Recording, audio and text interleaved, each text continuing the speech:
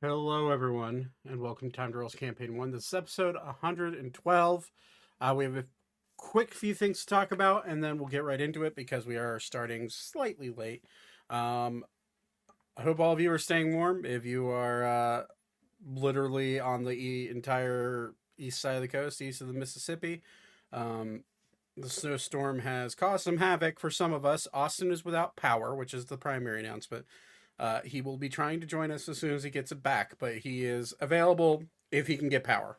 Unfortunately, living in the mountains of West Virginia will do that to you. But, anyways, fair warning, there may be a moment in time where my internet may go out here. There's a chance it will.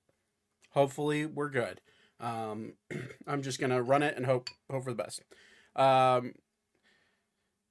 Second thing, we missed out last week because everybody was sick again. But hate your shirt, by the way. Hey, buddy. I hate your team. Just kidding. But well, I do hit the Bears, but that's the different problem. Okay, well, we're gonna get into it, and there's really nothing else to talk to, but let's get into it and go from there. Bears. Anyways, all right, a little bit of a recap, and then we will get right into it. Last we left off, Rat Bastards. Locked in a struggle against the embittered one, Alakir Anura. You manage to fight off the onslaught of his attacks. However, in the process of fighting off some of his attacks, you immediately, upon ending his apparently ending his life, you notice a voice creep into all of your heads, saying that you cannot take her chosen. A magical circle appeared around Alakir, causing an intense amount of arcane energy to pool and apparently swallow him whole. As it swallowed him whole, a massive blast of arcane energy shot out through the room, hitting everyone, dropping a good portion of you, or at least I know a couple of you went down, and some of the NPCs went down. Licking your wounds, able to stay the night and get a full night's rest and a long rest. You all leveled up to 16, and we left off with you flying back through the Valencian air, low to the ground, so to not provoke any issues with the beasts flying high above where the Sky Islands are floating. But you're able to make it back to the camp, where your ship is docked. Lily of the Sea. Ander guides you all back, along with the help of Ophelia, casting Fly on all of you.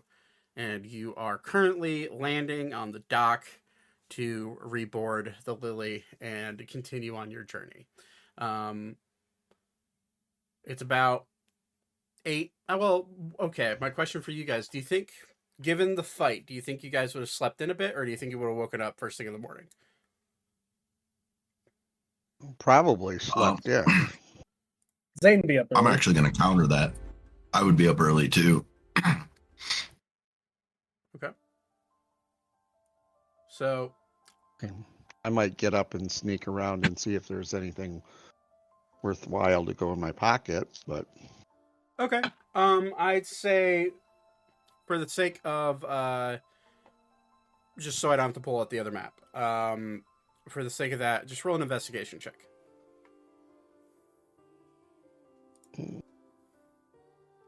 How high you roll determines on what you find. 15, that's pretty good for you. As you're as you're snooping around, trying to look for anything of value, you find food, you find the average thing the average staples that would make a mansion run. In the process of looking around, you do find there's what looks to be a cabinet door. You open it up, and just sitting loosely, it seems like you found the Lord's going out money. You find a bag of gold sitting in that cabinet, and for the sake of how much it is, I will roll a D100.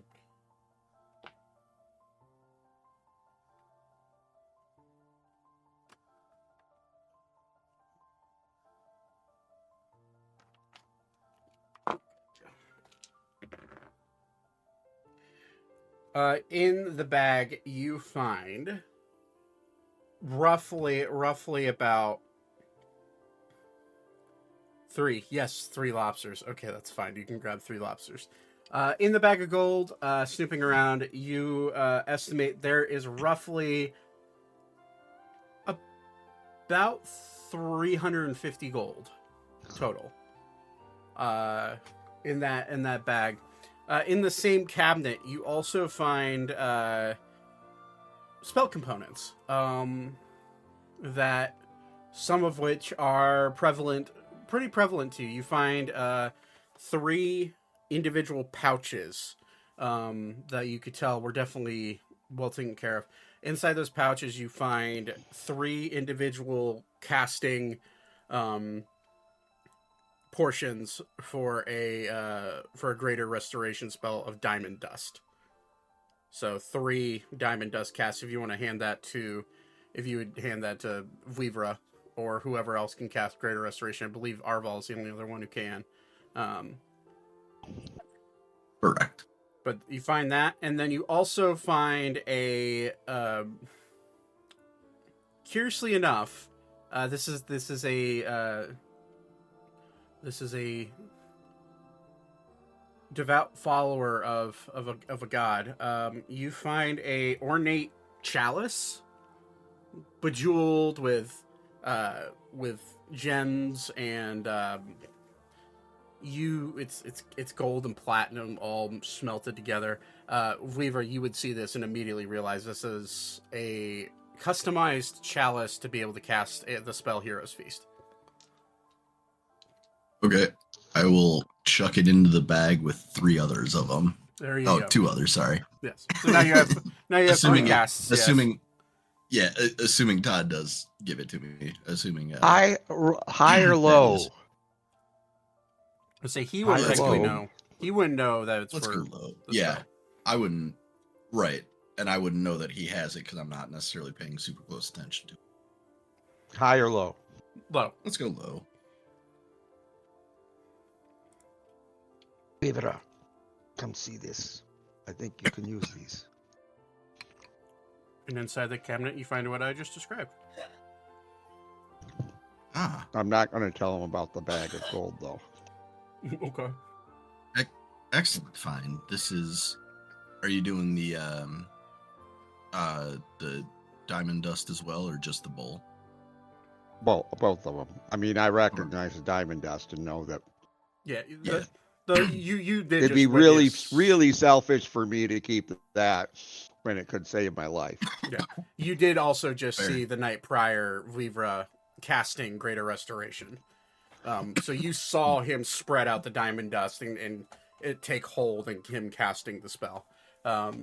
So you would know what that's for. You've seen that cast before. Yeah. Yeah. And you said it was 3 casts worth. 3. So is that what is 150 gold worth of diamond dust, or is it 100? 300. 300. Sorry. So it's 900 gold worth of diamond dust, but they're in individual. Oh no, it's 100 a piece, so it's Yeah. So 300 gotcha. total. So it would be 300 total. Yes. Okay.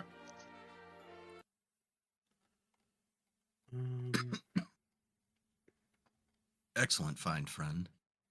Did snort a little bit. It burned my nose. I take off 3 gold worth. No, I'm kidding. I'm just gonna look and just shake my head and walk away. Okay. Okay. So yeah, that's all of value you could grab. Obviously, if you wanted to grab any amount of like provisions. There's all sorts of like what I would consider like travel food. But if you wanted to grab that, so that way you could kind of resupply yourself, that's fine too. Bottles of wine. Yeah, there's a Any few. bottles of wine? Yeah.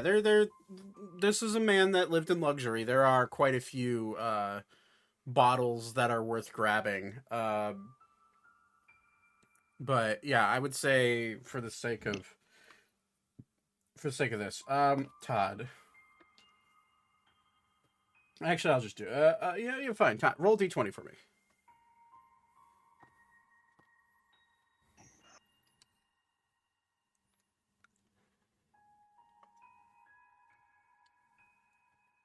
You find 3 bottles. You find 3 bottles of wine that is still sealed. That is, you have no doubt what it is. It's sealed. It's good for travel. There are a few other bottles. I'd say about 4 or 5 that are open and half drank. If you wanted to grab those as well. But they are uncorked and definitely loose corked, I should say, and seem to be the standard drink of choice for the Lord as he spent his days here. Oh, God damn it. All right, now I need to roll my constitution for me not taking them, or what would... No, nothing. You're not that horrendously addicted anymore. There was you kind of had the addiction greater restorated out of you a little bit. Like you still. Yeah, I'll leave those. I'll take the 3 bottles, and I'm gonna look for a big brick of cheese too. Okay, easy enough to find. I would say for the sake of brevity and moving on, you're able to get mostly whatever food you'd want. You get 3 lobsters, you get the block of cheese, you can get travel rations. You could spend a whole day cleaning this guy out. This house is that large. So it would take you almost all day to do it, and you'd have to be able to travel all the way back. But before you left, and as you all woke up to leave, you're able to grab all that. Is there anything else you guys wanted to do before leaving the mansion? I will say, just kind of as a point of order, that if we ever do get low on rations or whatever, or water or anything like that, I will make it a point that like the day before it runs out to switch up spells and put up good berry and create water. Right.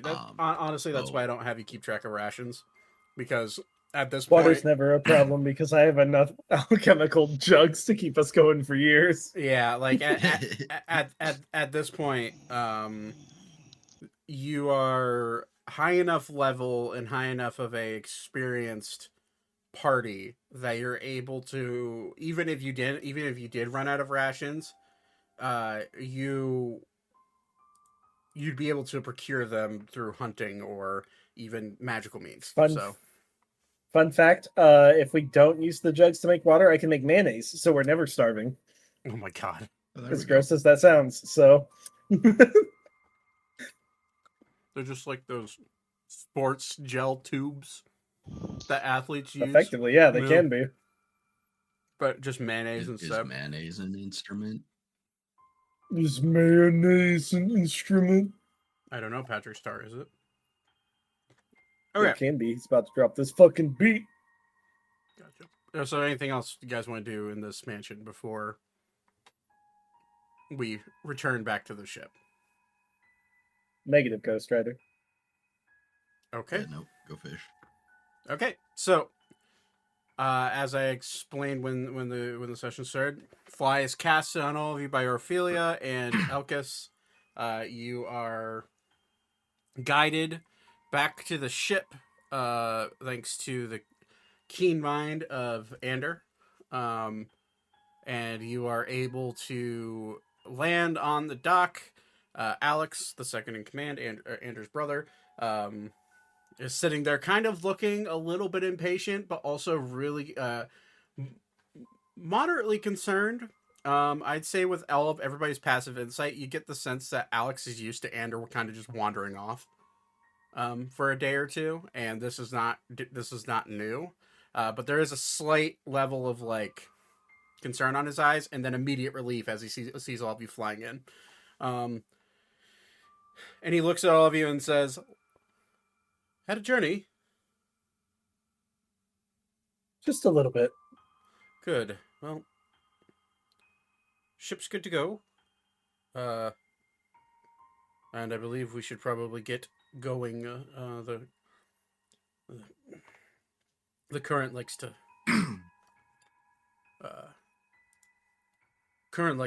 take you the opposite way if you don't get moving. Sorry, guys, I didn't realize you weren't on the world map. All good. I just noticed the difference, so Yeah. wanted to let you know. Okay. So where you guys are at, just so you're aware where you're at. So, which I can shift, drag all of you. Okay. So right here is Edgewin. This is the town that you guys did your damnedest in. Cairn would be the town that's closest to the manor. The manor sits somewhere around here in the middle of the circle in this region, and you guys are pretty much on the E of Falneu. You have roughly about a day's travel to get to Sunbell, which is the next river-based town along the water. If you wanted to stop there, you don't need to stop there, but it is an option if you guys wanted to try to, if you guys wanted to maybe potentially see if you have had any like magic shop stuff that you wanted to do. Sunbelt does have a small magic shop. And I would say this is more or less Ander explaining this to you. Rivercrest is the largest city in this area beyond the capital. However, Rivercrest, you cannot get to Rivercrest via the river. You would have to take flight to get out of the river and then land in the water on the river of Rivercrest. It's a bit of a bitch to do, and you can't really do it right now because the lodestones and the arcane sigils that control the flight of the ship they're fixed but not fully primed. So it would take a day. If you wanted to do that, you'd have to take 2 days of waiting to get those fully primed. The route that you're taking, you would need to go south along the Falneu River and then immediately turn left to get on the Selenia River, and then follow the Selenia River all the way into the Trobalt Sea, and then make your way around the Horn of Oslo to get to where you're going. There is one other option, but it's not fun. Basically, there's if you continue south on the Falneu River and go onto the western branch of the Falneu River, there are cliffs and overhangs of the Falneu Mountains that go into Vimyar, and they are impassable by boat. So if you wanted to go south and take a direct route to, say, Fulchester, which is where you are trying to head to, you could do that, but you'd have to go through the Falneu Mountains on foot. So your options are to take. You have about 2 more days on the river, and then about. I'll tell you exactly how many. So I believe this is 5, measured to 5 feet. Okay, so that's miles.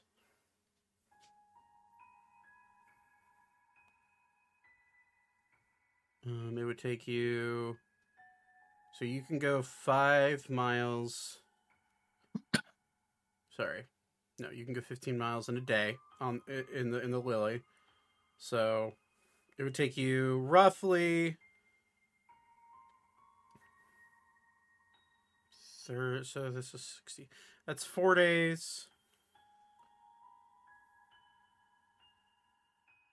6 days. It would take you a week to get to Oakmont, which is the capital city of Oslo. Which is where, if you guys wanted to do a full restock for magical items, I'd say it's a trading hub. So literally anything that you could think of that you want or need for confronting Torben, you would have it there. Alternatively, again, you could go through the Falneu Mountains, go through Vimyar, and then make your way down the mountains into Folchester on foot. If you wanted to do that, that would take roughly about the same amount of time. I say we go for Oakmount. Okay. Yep. Okay. I concur.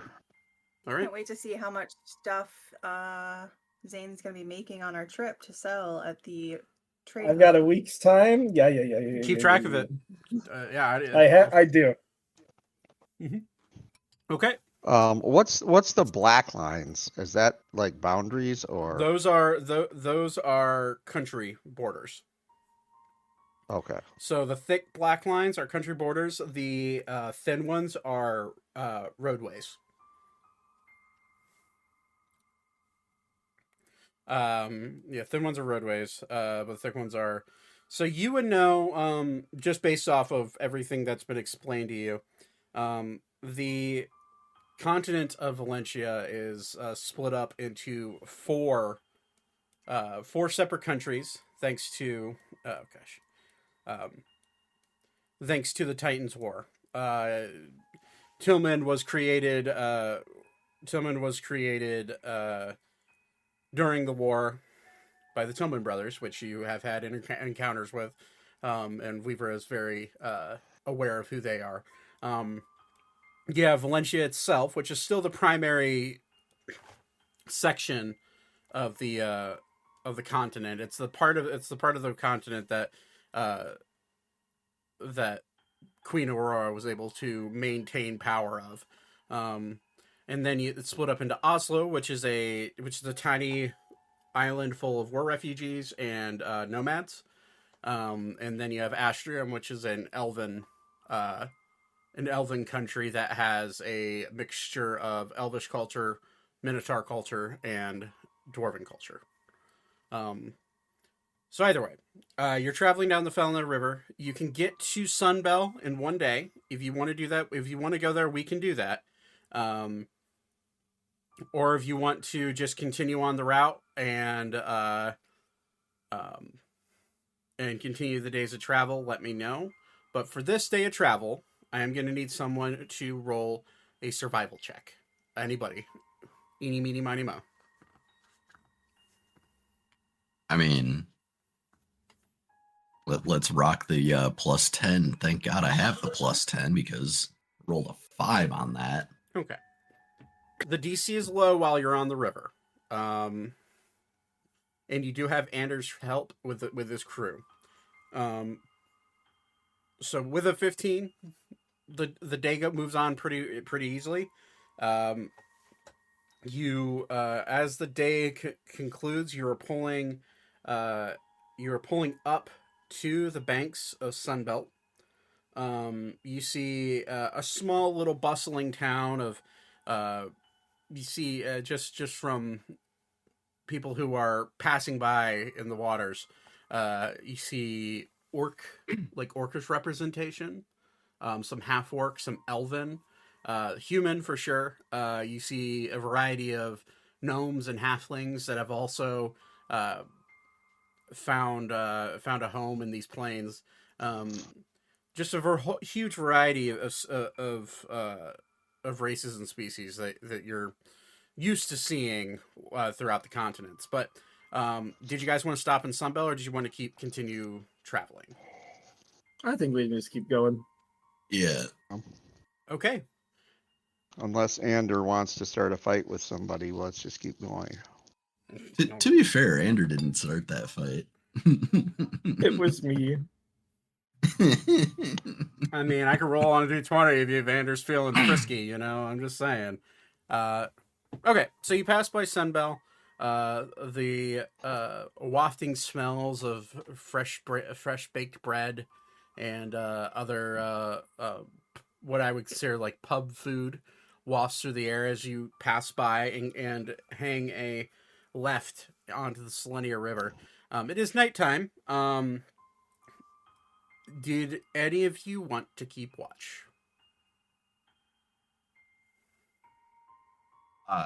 Technically, I should have rolled because I still have a point of exhaustion. I should have rolled that with disadvantage. And roll again. Um, Well, no, actually, you know what? Because you have the entire crew helping you, it would be with advantage. So okay. the one roll So, is fine. Yes. Either way. Well. I was gonna say I'm hoping I don't roll much lower than a 5. Fair. Okay. Does anybody want to keep watch for the night as you travel down the river? I still have a point of exhaustion, so I really need to try and rest. Okay. Yep, I'm in the same boat. Do I will still if have nobody one, else or- will. Check your. I believe you're good because I think Weaver cast I greater got the restoration. Got greater yeah. restoration quest Okay. on you. That's right. During this day, I will say, Elkis did have rot or decay still. So during that time, Orphelia would have cast greater restoration at 9th level to cure him of his decay. I think I still have it too, don't I? Yes, you I believe so because I didn't do. get to you. It was me and and so did- Elkis and it was almost all of you. Arval had it. Which he was too. cured of. He was cured of. He cured himself. I cured Thaddeus. I don't think. Well, I will take first watch. Got it. Okay. I'm going to say, for the sake of the decay, and now that you figured out how to cure it, it would take you the better part of the day, all of you combined. But you are able to, all of you combined, get rid of the rot. So that would be... Orphelia would cast it twice. So she would cast it at 9th level and 8th level. So you don't have to mark off components for that. So she would get rid of that for those. So it's Elkis, Archer's good. I have it marked down. Hold on. My notes from that fight.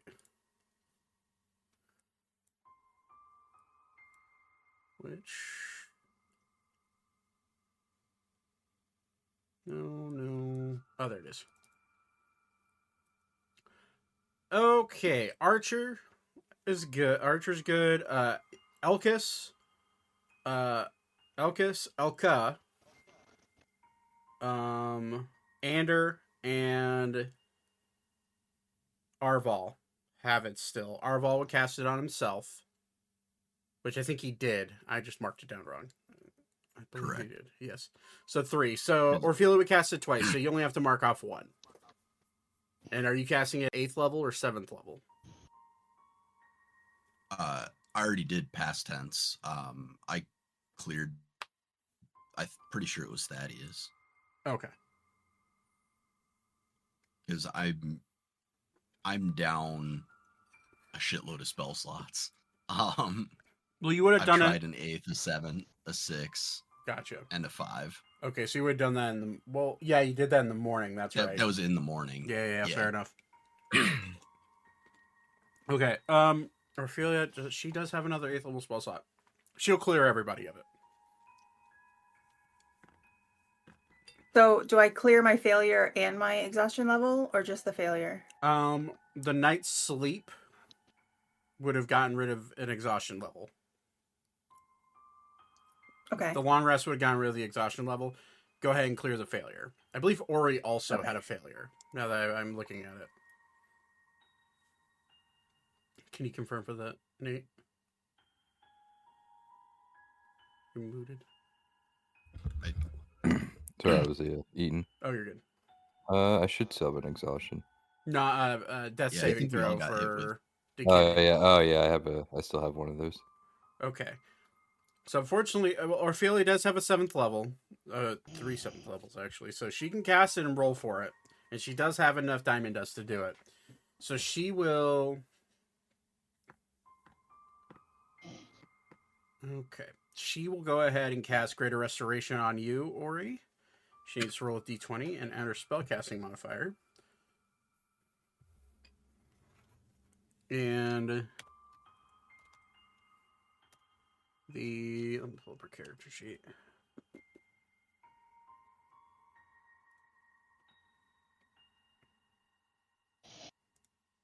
Okay.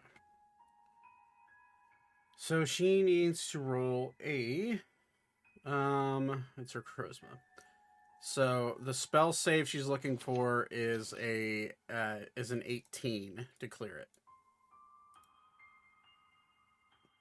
Unfortunately, that one casting fails. Does she have?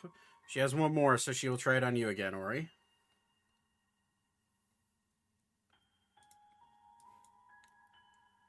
There we go, 27. Okay, she's able to cast Greater Restoration, and you are no longer have decay, so you can go ahead and regain that death save. I believe that should cover everybody.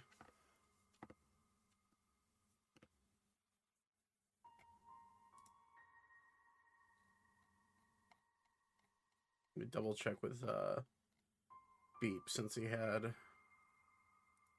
Let me look at his character sheet, see if he marked it off or not. Yeah, he did. Okay. All right, so everybody should be good and clear of decay. The night's sleep gave you. You're able to fully sleep off that exhaustion if you only had one level of it. The day goes on, no problems whatsoever. You pass Sunbell. You hang a left along the fork on the Falneu River. The night time goes. First watch. Is this, you said Thaddeus? Yeah, I'll take the first watch. Okay, go ahead and make a perception check. Normally it would be at disadvantage, but seeing as you have dark vision and you have multiple people, so some of the crew up as well, roll straight perception. 16. The waters of the Falneu River are much more calm than the Falneu River. In fact, you feel the pace a lot more lot easier to be on.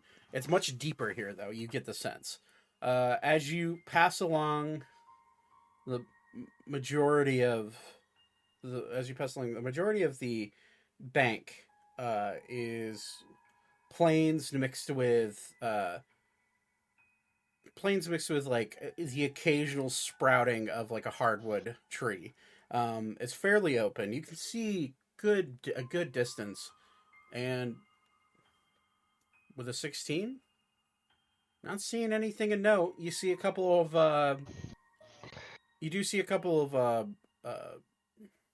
horses, like free range horses, run by along the plains. But other than that, nothing that catches your eye. Okay. First watch is done. Second watch. Anybody want to take it? I'd rather do third, but I can take second if. I'm gonna wake up Ori. Ori, get up! See, Ori's awake, but he's eating. Yeah. They're always eating. You can eat and take watch. Okay. Roll a perception check real quick.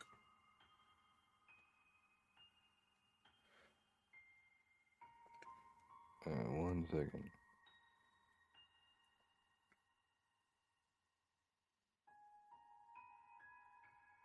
Ori, are you eating your dice again? 4. 4. Roll d8.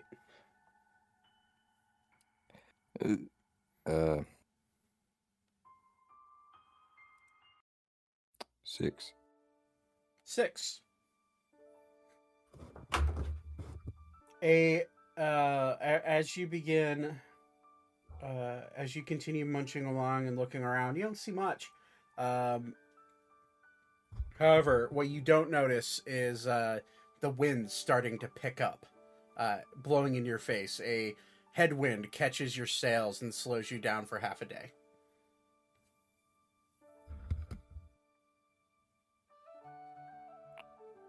Well, shit.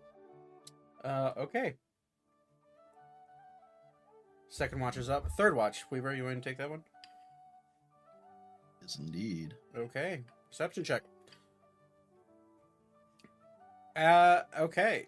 23. Yeah, you are. Damn. With an 8. Sorry, I looked at your modifier, and that's why I was like, what the fuck? I forgot about that. That's just wild, man. Okay. I'm going to go ahead and grab a. Yeah, we'll just use Beep's token to dictate where you guys are. Gosh, make it smaller. I was gonna say, should have used mine. It would have come out small. Okay, you guys are roughly there when the morning comes, or your third watcher's taken. Yeah, you look around. You get the sense that even where you're normally incredibly perceptive, there's really not much to look at. I mean, it's just open grass plains as far as the eye can see. Lush green grass sprawls and continues on. You see the occasional field mouse or prairie dog pop up out of its hole along the riverbank. You see a beaver swim along the river. You see a couple of deer prancing about and grazing. But as nighttime becomes morning, it's a fairly uneventful watch for you. I will say the wind has picked up and is starting to swirl. But other than that, sky looks as clear as you can see. You see a few clouds rolling about along the moon, but nothing too crazy. Okay. The morning is over. You can all mark a long rest. Get your spell slots back. Next leg of travel. I would like... First, I'd like a survival check from someone. Anybody. Literally could be Weaver again if you want. I want to do it. Okay. Never mind. Yeah, you go ahead if you want to do it. Wow. Yeah. No, go for it. You rolled a 5 again for it. That's... Regular I know. survival. Yep, just regular old survival.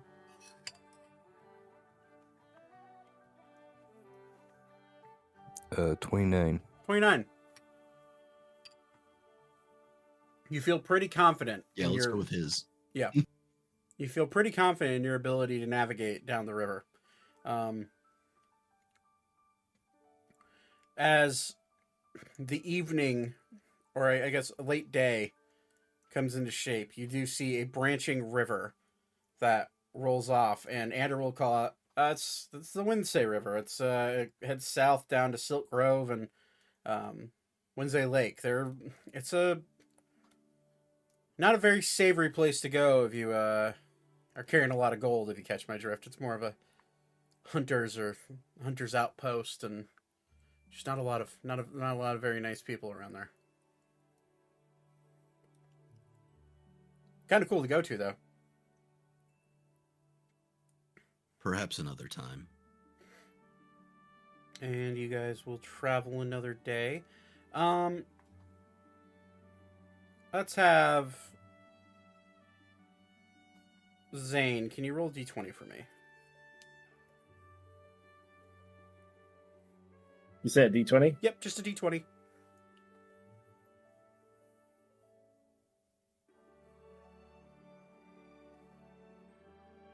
Uh, 12. 12. Very good. With the wind swirling in the air, you all have regained the half day that you lost with the headwind. If you roll really well on the survival, I'll give you an opportunity to roll on the positive encounter chart. So, with a 12, yes, you feel a swift backwind catch your sail, and you are able to regain ground. In fact, you are able to go a little bit farther than your token states. You're about right here before the end of the day. You basically have caught up to where you would have been. Okay. Nighttime is quickly approaching. You would travel through the night. Actually, you guys would be a little bit farther because you would have traveled through the night. So you'd be like right about here with a wind boost. Okay. So as nighttime passes, you guys are approaching. You can see far off in the distance some settlements, a small settlement of what seems like farmers and small huts, and very reminiscent of actually the land that you guys are lords over. Very similar to those types of small communities. But okay, do you guys want to take a watch for this night? Yeah, I'll do it. Yes. Okay. First watch. Zane? Yep. All right. Does anybody want to do a watch with Zane? I'll stay up. Okay. All right. Well, to start off the watch, either both of you can roll a perception check or one of you can roll with advantage. Your choice. I'll do. I got a dirty 20.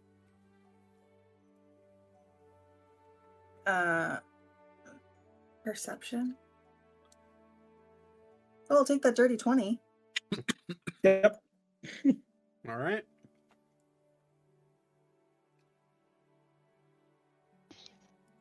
The camera freeze again? It did. 1 second.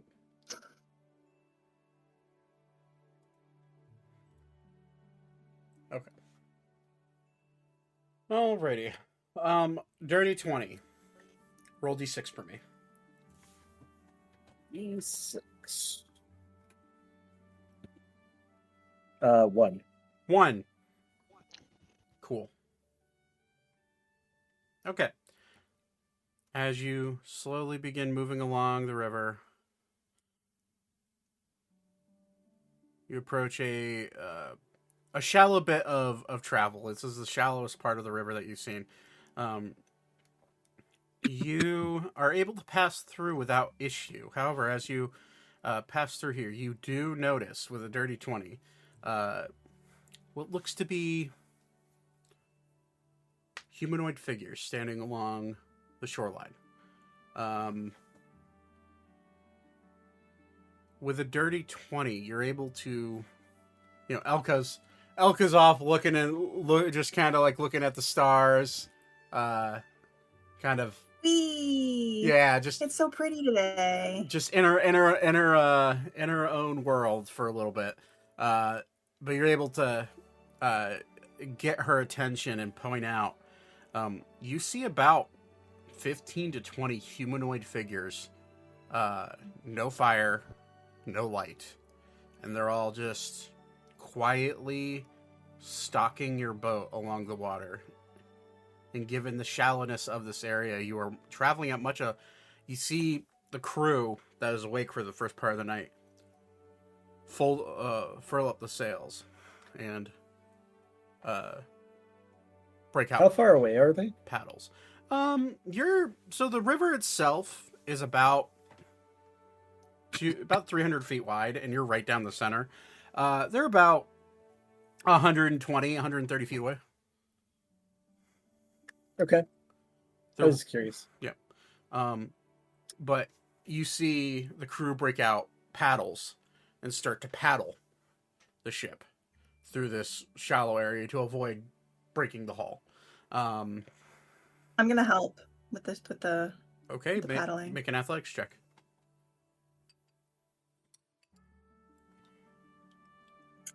I'm helping. You are Oh certainly boy. helping. Maybe not as well as the crew would hope, but you are certainly helping. I'm so helpful. I'm picturing this little herring hanging on a paddle as somebody else is paddling, and she's just hanging on. Yep, she's going airborne as one of the larger the Goliath underdeckmen. I'm blanking on his name. I have the entire crew written down. I just don't have it in front of me. he's paddling, and you're like sitting there trying to help. And he looks down and he goes, "Okay," and he just kind of removes you from the paddle. Aw. Sorry, dice tell a story, man. As you're paddling through those, Zane, you're keeping an eye, and they are walking along the river, keeping pace. With the dirty 20, as the moon becomes clear from the cloud overhead, a bit more light shines down onto them. And what were humanoid figures are not quite humanoid. In fact, they're much taller than you anticipated. And where you thought there were maybe 20 of them, I got it. there's about 8 of them. And as you get a closer look, you notice that they're much taller and that their backs are much longer. And go ahead and make Long backs. Go ahead and make you can either make a nature check or a history check, whichever one you prefer. I'm gonna do history. Fire away. Oh, I don't know why I was on that. 20. 20. Hard to see with the dirty 20 because they are a good distance away. However, with the moonlight, you are able to surmise that these are more than likely centaurs. And they are quickly stalking your boat, keeping tabs on what you're doing. You can't find the details of whether or not they have any weapons or anything that are nefarious that could possibly harm your boat. But they do follow you through this slow section of water, and once you get past, you can feel the weight shift downwards as the boat is able to sit deeper down in the water. And as it does, you see all 8 of them kind of stop, see that you're unfurling the sails, and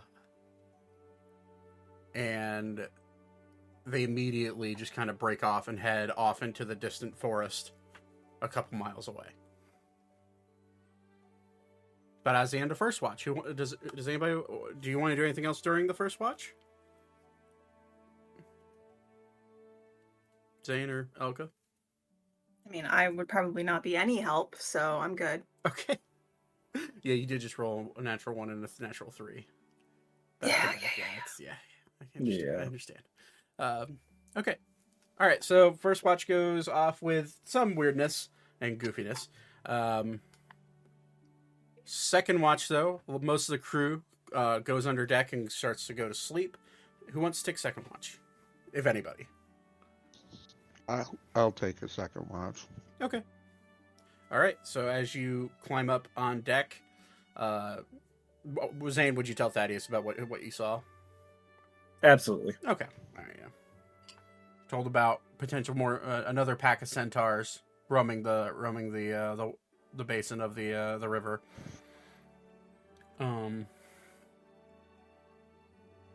Okay, so you continue moving forward along the water. Make a perception check. That is 25. Wow, natural 19. Very good. Yeah, you look about and you do see a forest off in the distance. From where you're from, I would say you don't know the name of this forest, even though you can see it on the map.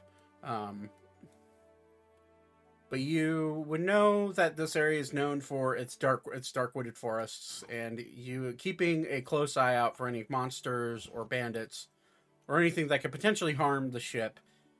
The night goes off without much issue. The night sky is clear, the wind is blowing at your back, and you have a fairly calm night of travel during your watch. Okay, one thing I want to do while I'm on my watch is also grab both of my weapons and see if I can like get any more feeling from them or try talking to them, Sure. asking them, do we have a connection? So that's what you asked. Do we have a connection? Yeah. Okay. Roll D100.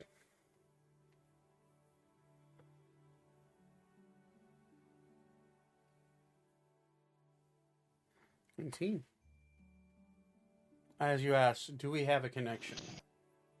The blades in your hands. One begins. The one that, I believe is it the waxing one that does necrotic damage? The one that does necrotic damage. Begins, Yeah, I think that's waxing. Yeah, waxing begins to turn cold in your hands. Waning begins to turn warm. And it's not unbearable, but the temperature difference is noticeable. And when you kind of like inspect your hands, you don't quite understand what's happening. But you see in the engraving on the handle of both daggers, the glyphs that have been engraved in to make them arcane in nature begin to glow. And as you say, do we have a connection? You hear a single voice appear in your head. Finally, it only took a couple weeks. Can you hear me? Yeah. Yes. Well, Yes. Good. Good. The connection has finally taken hold. Well, you might be wondering why you're only hearing one voice. Well, that's because I'm me. The daggers that you hold are meant to be as one. And I'm your guide. As its voice grows more soft instead of a sharper tone. Do you have a name? I'll tell you my name in due time. However, this is quite momentous. No one has spoken to me in well over 1,000 years. And you, Thaddeus Sterling, formerly of the House of Sterling, have been the first to do it. Now tell me, young elf, what is your purpose in this world? What is your goal? My purpose is to share goodness with others, to protect people that are weak, and to share that with the love of my life, as well as take over my father's kingdom again. Make a persuasion check.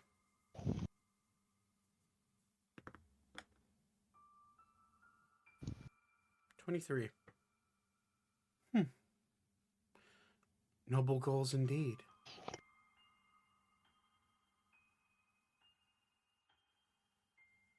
You'll be hearing from me again soon, Thaddeus. The waters you travel are much more tumultuous and much more dangerous, and the path you lead could lead to something far greater than what you strive to do. Take care in those you care about and the ones you love.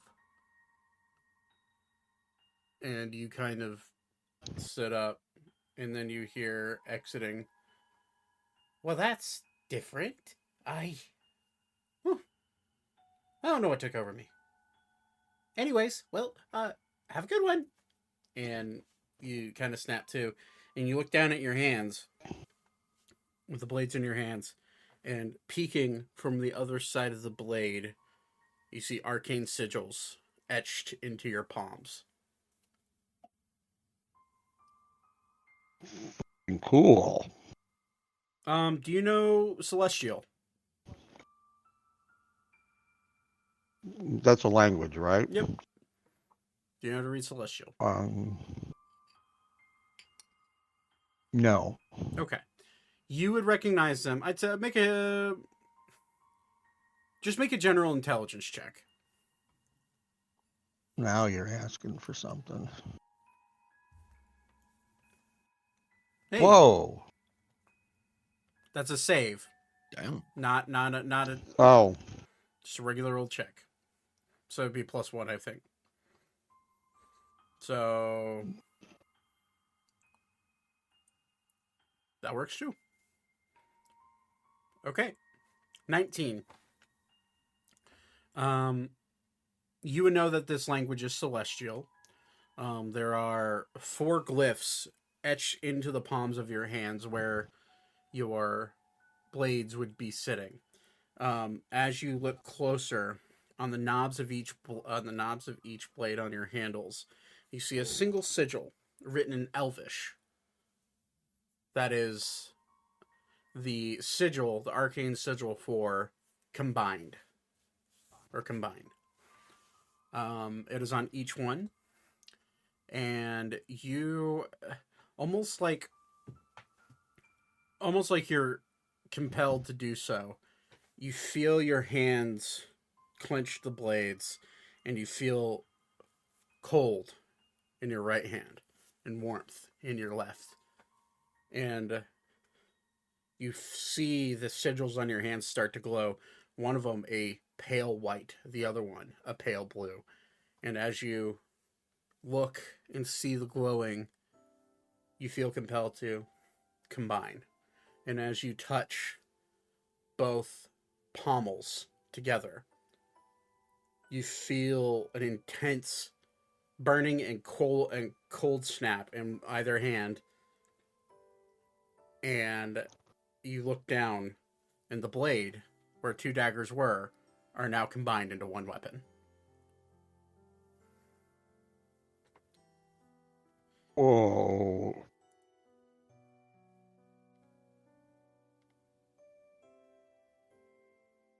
Do they, does it look differently, or? They seem, so as you connect them, the length grows slightly, and you're able to swing it around, and it acts. It's the same weight as it would be as if you combine the two with a weight. However, this is this will allow you now to use it as a 2-handed weapon. And what that means is your standard, I believe, are they D6s?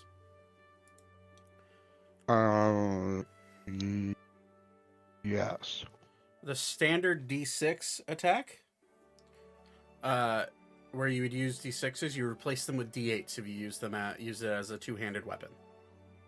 And you can choose which blade to attack with, and you get as many attacks as you would if they were separated. So you can choose. Okay. You can choose to combine which I will add that to your sheet after this. I didn't expect you to do this tonight, but I do have this in front of me, so I'll add this after the session. So it goes from D6s to D8s, and you can choose which side to swing on, or you can choose to use both sides. You basically have a dual blade now. And as you feel it and they're connected, you feel an intense thought. Like, it's almost like it's a thought burned into your brain, telling you exactly how to combine them and how to disconnect them. And all you have to say to combine them or disconnect them, you do this as a bonus action now. You just have to say combine or detach in the Elvish language, but for the sake of you can just say combine or attach. And it will do it. You can just do that as a bonus action, or you can do it as a free action if we're out of combat. So.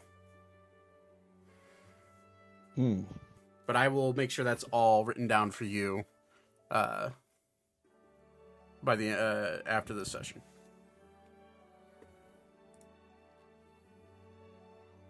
So. Cool. There you go.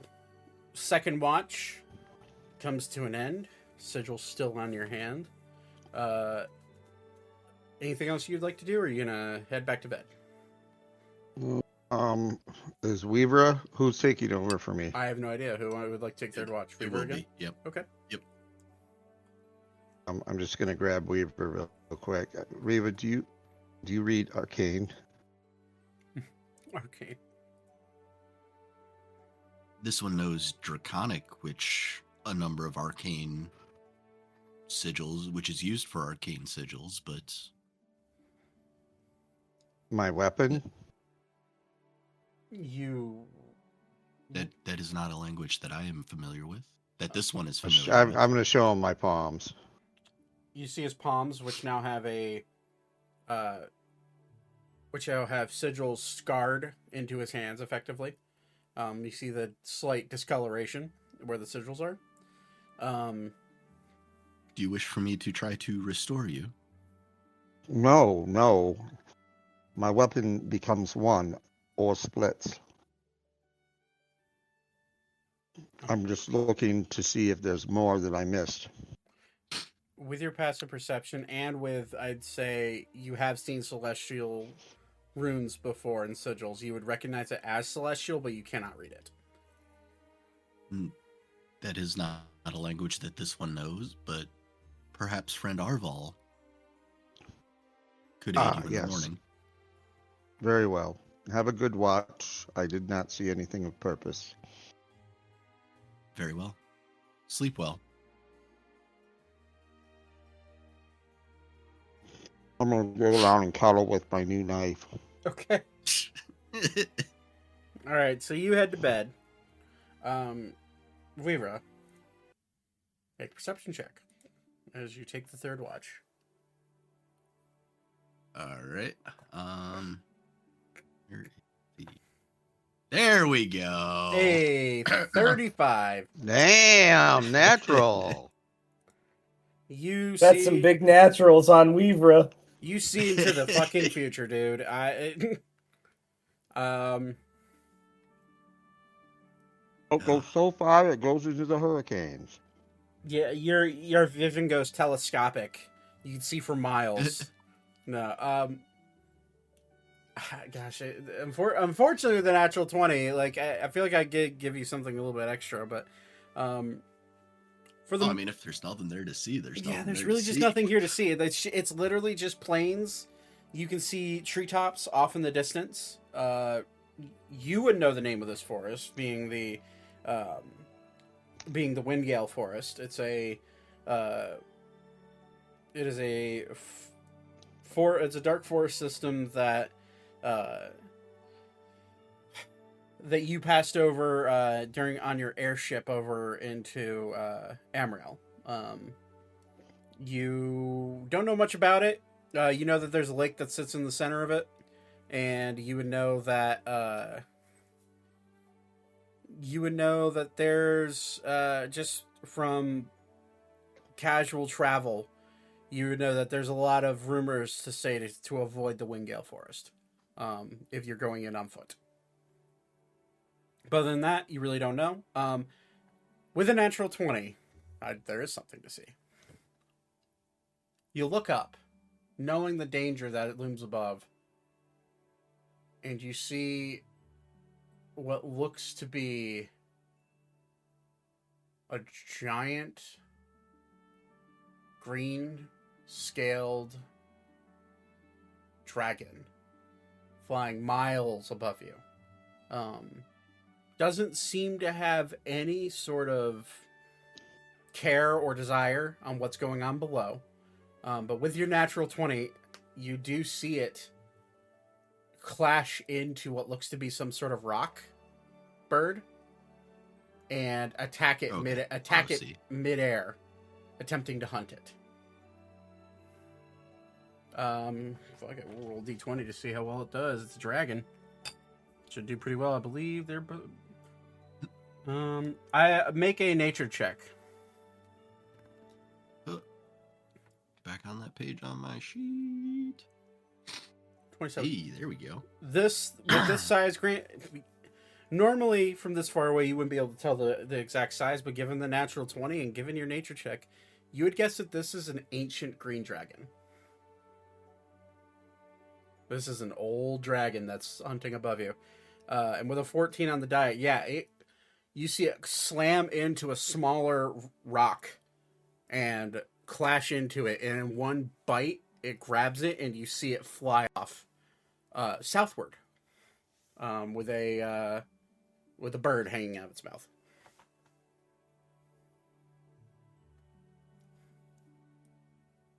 Alrighty. I'll point that out to whoever on the crew is on watch. At this as point, it well. would be Ander. He wakes up in the morning as well, for most time. So he would look up and see. He's like, I don't see it, man. My human eyes aren't as good as yours. But I'll take your word for it. There are a few dragons that roam the hills in Astrium, if I remember correctly.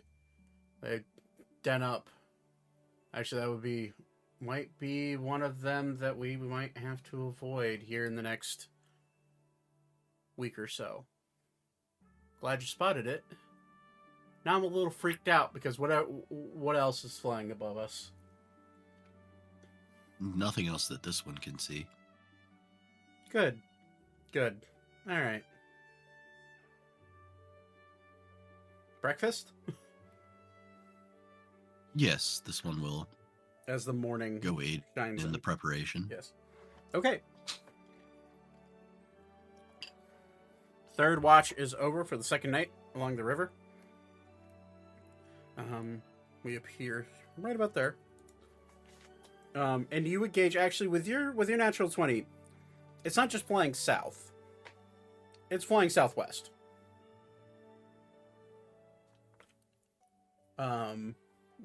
Directly southwest. So, Okay. So it's like heading towards Vimyar or Flat Rock. Yeah, it's heading effectively straight for the Falneu Mountains.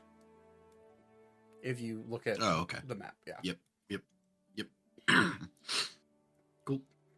Okay, so breakfast is served. Long rest again for anybody that wants it or needs it. Next day, how about let's get a nature check from Elka. Or sorry, Are you kidding me? survival. I am. Survival. Sorry, survival. It's not any better. Hey! Hey! Look at that. Dirty 20. Roll a d20 for me again.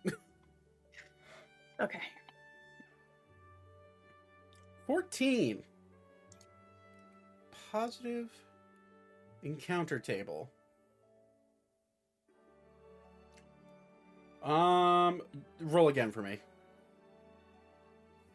Another 20. Yep. 8. Cool. Yeah, sorry, that was just it was the same thing as the last time on the good one. Which I also award, but this is kind of neat. As you continue on, which from there, which let me measure. So you're roughly a full day's travel to the mouth of the river going into the ocean. So it'll be morning as you go out into the ocean.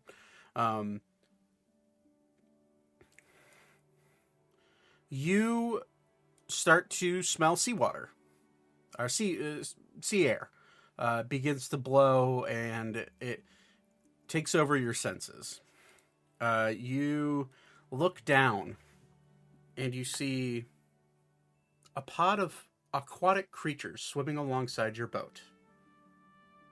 There's about 15 of them, and they're riding the wake of your boat. You would recognize these as dolphins.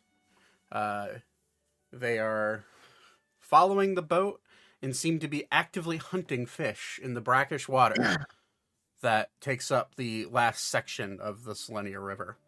The wind howls as you get closer and closer to the ocean. and it does catch the back of your sail and pushes all of you a little bit further than not very much further, but it does speed up travel just slightly.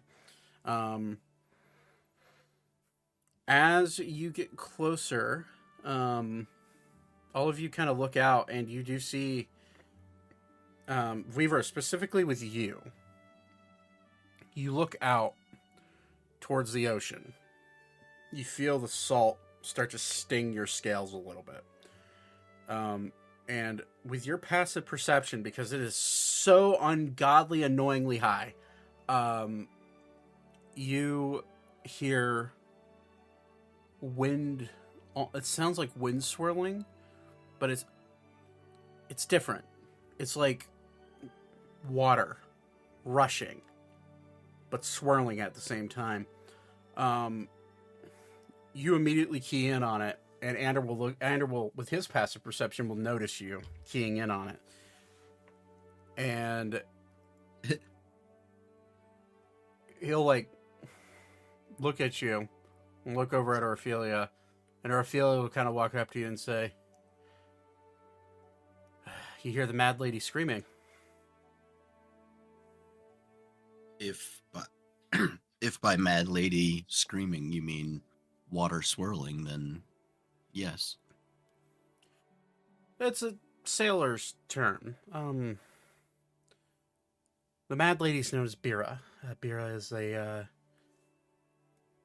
one of the goddesses of creation that was killed very early in the process of creating this world.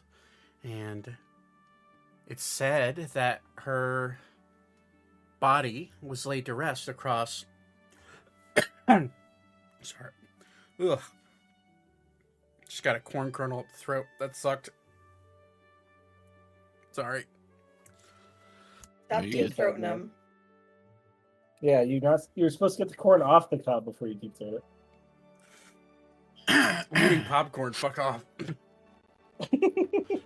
Yeah, I'll bet it popped. Yeah. You're not supposed to eat popcorn on the cob.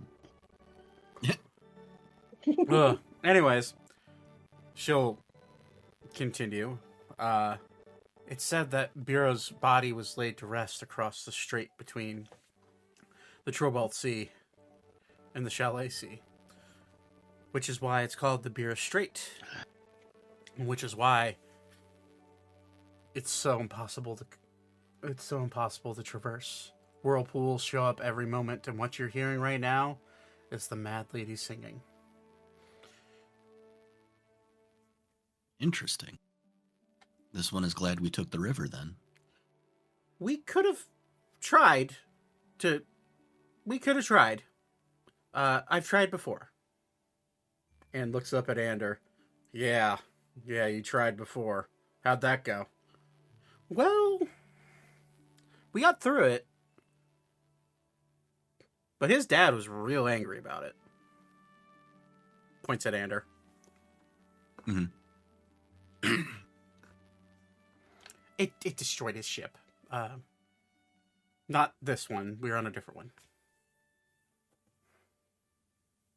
That, all the more reason to avoid it then. Yeah, but it was fun. Unless we...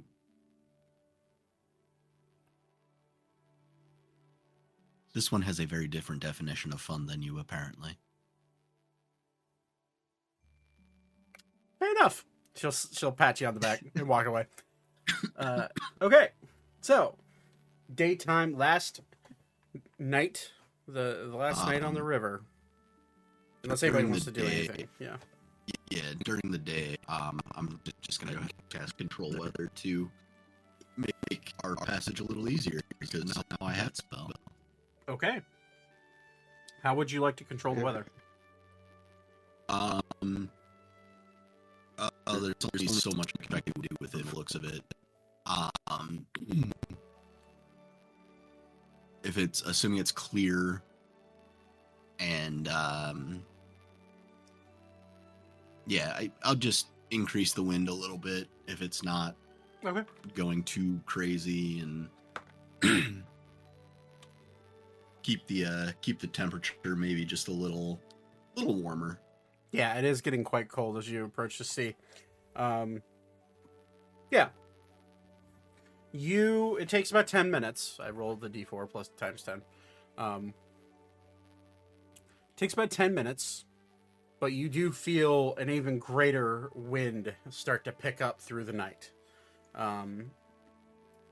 As you cast it. It's concentration up to 8 hours. So you want to, I would say, as you're sleeping. This would have been during the day. During the day? I would Okay. do this during the day. Yeah. So I would say because of control weather and you use an 8th level spell. Yeah. No, we're gonna. You speed run the rest of the river. And you get to the mouth of the river with control weather. It's an 8th level spell. Gotta give it a little bit of you speed up your day incredibly quickly. In fact, Anders like having trouble trying to keep up with the steering because the bends in the river as you're effectively just causing a wind current for 8 hours just nonstop behind the sails. But as it becomes nighttime, you guys are on the banks of the Falneu River, and you see the wide open blue ocean in front of you. There is the small farming settlement of Bear Hill along the water if you guys wanted to stop there. Or if you wanted to just continue traveling. It's entirely up to you.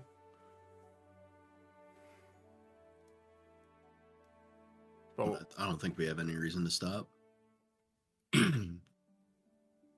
okay. All right. With the help of Weaver's spell, you guys, as the sun starts to the sun is setting over the ocean as you make your way out. It's quite gorgeous, actually. Setting over the ocean if we're heading east. It's a different axis. Okay, fair. Yep. Yep. This actually, you guys would have known that by now, and maybe I know I've definitely explained it before. The sun rises in the sun rises in the west and sets in the east. In this world, fuck on this world, yeah. You realize I'm just giving you shit, right? I know. There's also there's also 3 moons, but that's also hasn't really been brought up. Yeah. But okay, you get out on the ocean. We are rolling on a different table now, ladies and gentlemen. We are going to. I'm going to say, anybody. You don't have to take watch. The crew can take watch for you. But I will tell you, taking watch has its benefits, and if you don't take watch, it has some negatives. So, because they would be rolling with disadvantage. Yeah, I mean, lock me in for third watch. Okay. I'll take Whether or first not watch. everybody else, yeah. First watch. Does anybody else want to take? too? Anybody else want to take first or I'll second? go with the first. Okay. Second. Want to do Ori? I'll do second. Ori, do you want to take second watch with Thaddeus? Sure. Okay. Get everyone involved. I'll say Arval doesn't take a watch at all because he's not here, and you guys can make fun of him for that. What a nerd. Yeah, he just got he literally just texted me, said that his power company just said midnight, and he said fuck. That's all he said. He's like, I get my power back midnight. Fuck. It was literally his text. It's a lot of cold. Are we all up?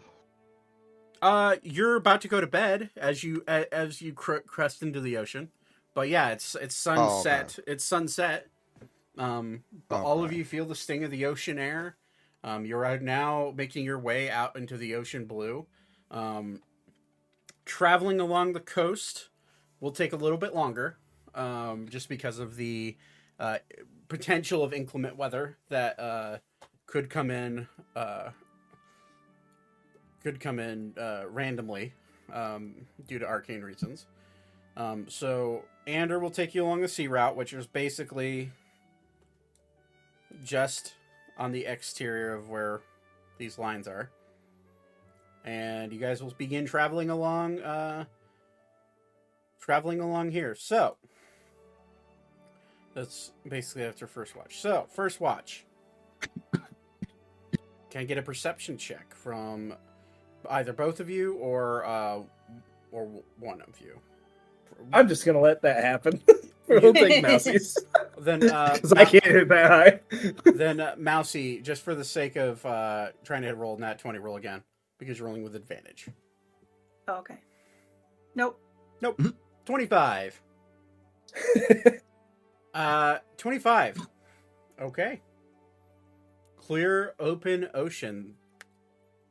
This isn't the first time you've been on the ocean, but this is the first time you've been on the Trobalt Sea. And the Trobalt Sea is world famous for its inclement, random weather spells. You knowing that, and you preparing for the worst, you and Zane have a relatively uneventful first watch. The waves are slowly rolling in. The Lily is taking to the sea much, much better than you'd ever think. And you have a very calm, serene night on the ocean. Is there anything you guys want to do while you're out here? Not particularly. Yeah, not really. Okay, yeah, so just keeping an eye out. You hear, you'll hear Alex barking orders to the crew, every once in a while, but other than that, it is a pretty calm night. Okay. You guys can finish your watch. Second watch. Ori and Thaddeus. Either one of you can roll with advantage, or both of you can roll a separate roll. What do you want to do, Ori? We can do advantage. You got it. You want me to roll with advantage? Okay. Glad you have advantage. Very fortunately.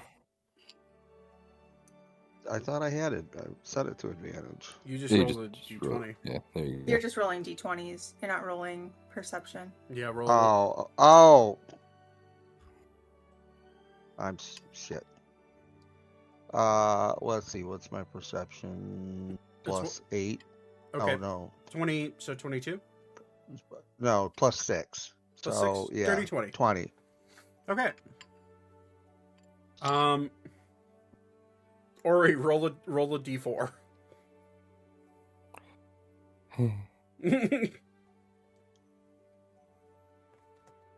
One. 1.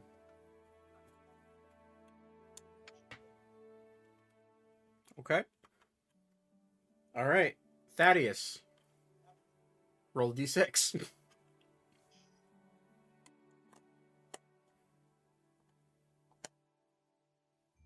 2. And we're all dead.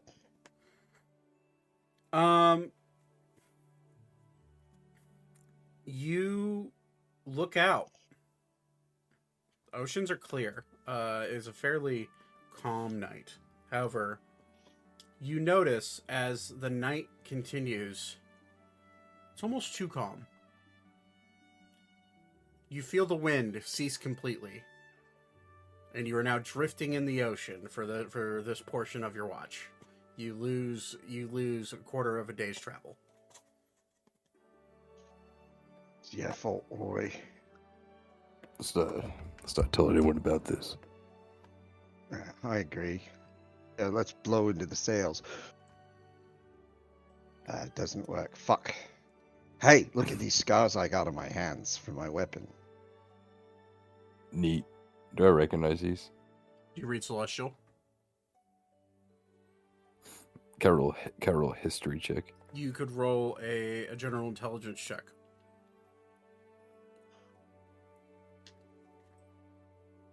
Like blow on my computer screen because I'm using digital dice right now.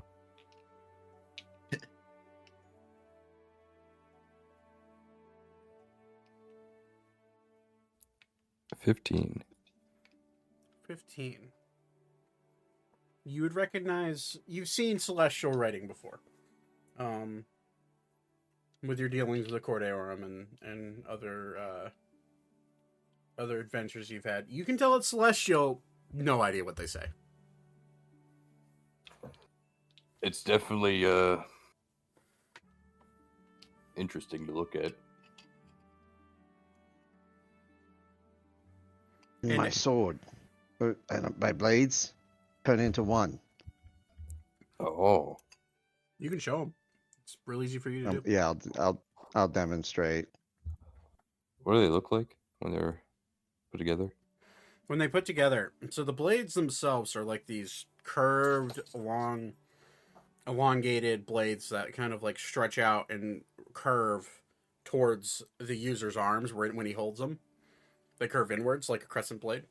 When he connects them, the hilt or the handle, which is the right word, but the hilt extends out and the handle extends out as he connects them magically, and it becomes a double-sided blade where one blade is curving outward one way and the other one is curving outward the other way. And he's basically wielding around what looks to be it's like you took two scimitars and hooked them together, but much more ornate and much more powerful looking. Like there's arcane energy just spilling out of these things as he draws them. Cool. Can I see? I'm gonna. Or what's out his hand? They're not cursed or anything. Sure. Yeah, sure. Or he takes I'll, the thing. Is it like a kind of like the length of a short sword, maybe? Since it's like combined, or I say like a longer dagger. When you Like a longer combine dagger. them, they're about. Yeah, I'd say it's about the size of a short sword, like total. Okay. Or gives it a few swings. Feels very well balanced and very, almost too light for you. You're used to really heavy weapons, and these, while you can tell the make of these blades are incredible, really well designed, really sharp. You feel like you could throw this a mile because it's so light. These talk to you too, right? Yes, it did talk to me. It said I tried nobody talking to spoke. him. You can try, but he's connected with me and said I'm the first person he's talked to in over 1,000 years. Well, it'll be like the second person. He That'd or be she. I'll give it a try. All I can say is fuck off. All right. Is it, Or he holds up the dagger to his face. it was a says, male voice or was it a female voice that I? Hard to tell. It really was. Okay. Like it felt like there were elements of there are elements of higher pitches in their voice, but you also heard like a deeper bass at the same time. It was odd. It was very I think the word is androgynous. Is the word I'm looking for? Yeah, Androgynous. androgynous. Yeah. Yeah. It was very that. It was you just couldn't. You like if you're playing telephone tag, you wouldn't be able to tell. You know? Well, right now its name is Pat. Okay. Or you I tried have to an talk idea. to to the blade? Oreo holds out his axe and kind of puts them next to each other. Do you guys want to talk to each other? Through me?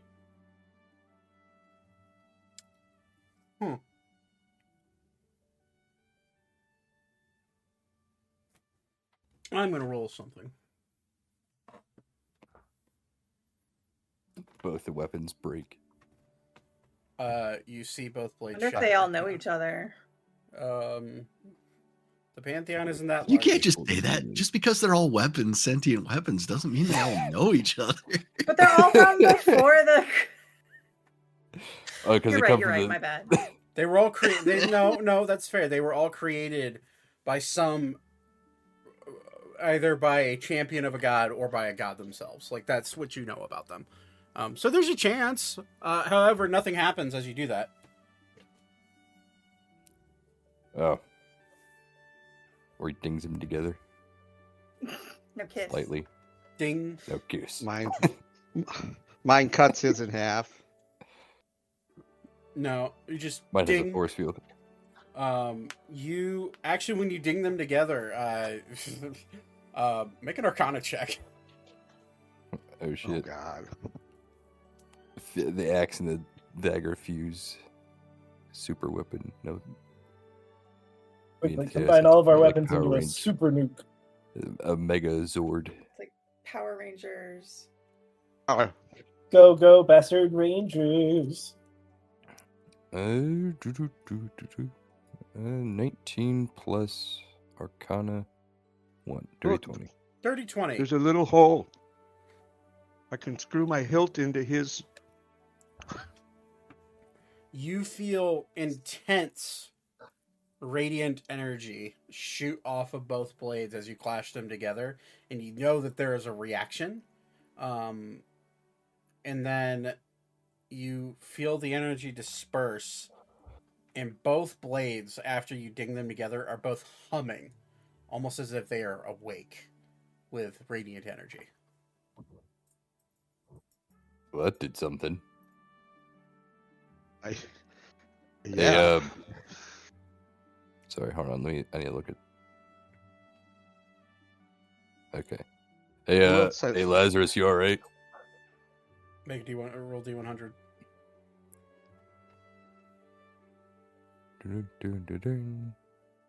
22.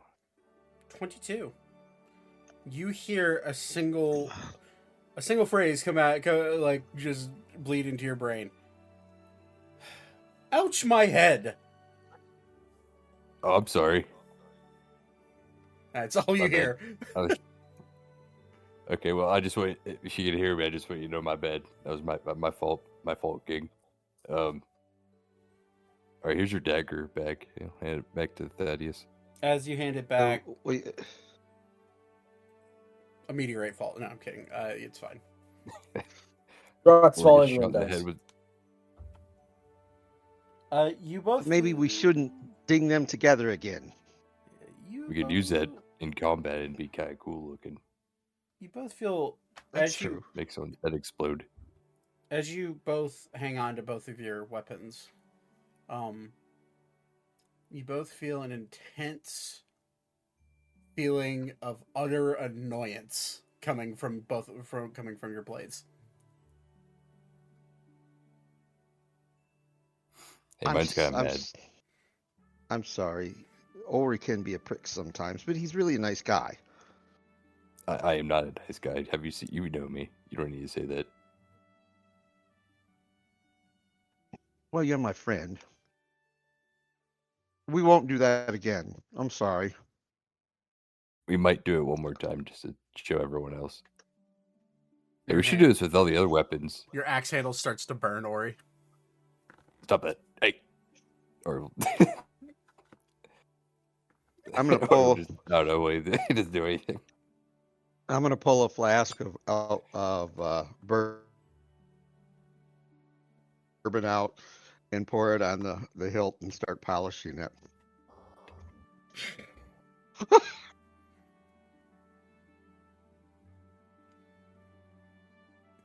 Okay. I need to see. I need to see his facial reaction. What'd you do? He's pouring bourbon on the hilt of his blade. Oh, hey, it was cutting out for me. Make a wisdom saving throw. Right now his dagger's gonna be a Thaddeus. drunkard too.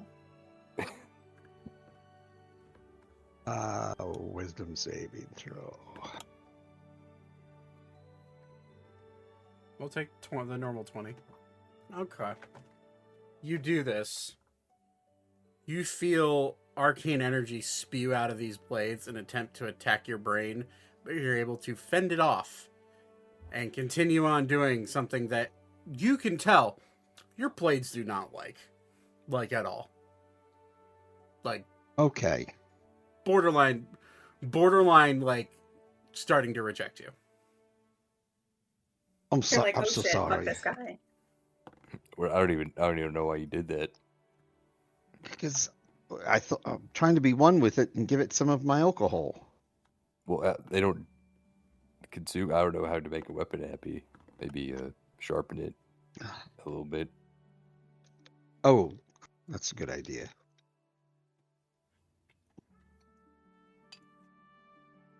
Still have that brush that I gave you? Yeah, I don't know if that's the way to do it though. You probably just scratch it up and make it look bad. That's true. Maybe When we I get to town, you can, find a blacksmith and Yes, that's a good idea. I should listen to you more often. give it some good. Yeah, I'm filled with great ideas, especially murdering people. That's like my best idea. I know Zane is asleep at this point, but if he would have heard you can find a blacksmith, he would have smacked somebody. As he has been traveling with you this whole time and done blacksmith work. Man, I really wish we do a blacksmith. I totally forgot about that. Hey, wait a minute. We do know a blacksmith. We can ask Zane. He's just a pretty face. He's like straight up made you weapons before. Yeah, I've sharpened your I was weapons. not thinking about that. I'm just used to having nothing. I have no gold, no silver, no bread, no bitches. The least amount of bitches in this party.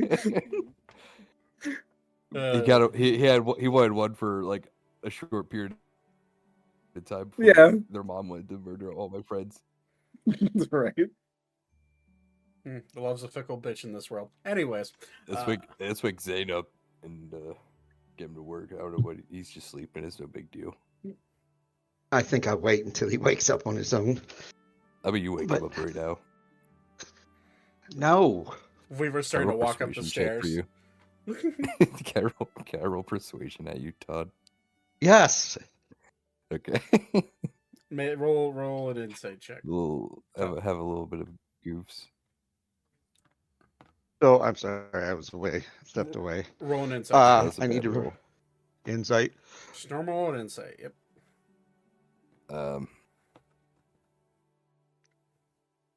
That's a 12. Whoa, bitch! You ain't fucking making me wake him up. Yep. You roll an advantage, but still, No, he rolled normally. No, he rolled. He nat 20 that Oh, That's no, basically- I'm looking at the one above it. My bad. He just rolled 2 nat 20s in a row. I just realized. Damn. Shit, I guess I'm I going gotta back add those to the count. What time is it? It's Or it looks at his wrist. you see if we were waking up, like walking up the stairs. It is time for third watch. So it's like 5 in the morning ish. 4:30, 5 in the morning. I'm going to go rest. Okay, me too. Good Okay. night. So you two wander off to bed. Weaver, can I get a perception check, please? And thank you. You most certainly can. 21. Damn, you're rolling. I like love it when I roll like ass. It's still You are rolling like shit tonight, but that bonus is helping you out. Good lord. Okay. Yeah, you 21. Roll a regular d20 for me.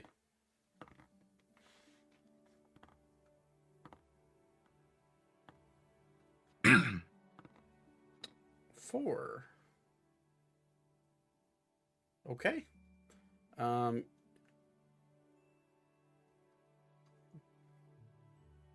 player of your choice rolls another d20 on the good encounters table. So roll another d20 for me.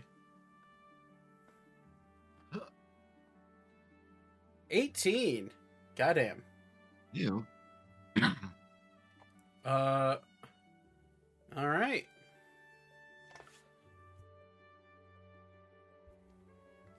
So, you Okay.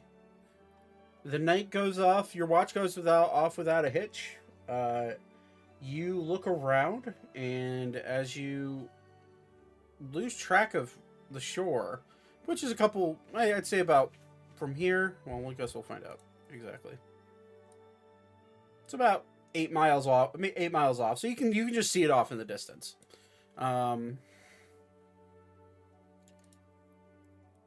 You realize that instead of being where you think you're supposed to be, the wind shifted well into your favor and made up for the time that was lost during Thaddeus and Ori's watch, and has now brought you this far along your journey. It's a lot of wind shifts on these tables, but you have to get a really fun one. That's fine though. Okay. Your watch goes off without a hitch. Ander is on the helm. Everybody wakes up, and you're into the next day. Shift spells around if you want to. Let's see here. Survival check. Let's get Zane to do one. I've done a few already, but I'm down for another one. Have you done one? Did you do one last time? Not on this last one, but I did one of the first ones. Oh, Yes. gotcha. Survival is what's your modifiers? Survival 1. All right. Dirty 20. Wow. You guys are rolling really well on these. Okay. Roll a d4. D4. They swap cheese dice here. That is a 4. 4. Sitting up in my chair for this. Finally. Okay, roll d8. Okay. He's too excited. Cheese dice. 4. 4. Excellent. You guys make your way a decent way along the route. About there. Zane, you look off in the distance and you see 3 ships coming in from the east. So directly east from you, like right around here. Okay. You're about 6 miles off or so. You find with your passive perception, you can't really tell any markings on the ship, but they are coming in quickly and closing the distance, trying to cut. It looks like they're trying to cut you off. Incoming. Ander will spyglass. Roll a perception check with advantage. Ooh. Hey, that's pretty good. Do I hear that incoming from below? If you're below, yeah, it's a. You hear Zane say incoming or incoming ship. That's a 30 from Ander on a perception check through the spyglass, and he looks. Fuck. And he will look down to Alex and say, "Looks like our past caught up with us, bud." And he will look at everybody and say, "We got pirates, everybody. Prepare for battle."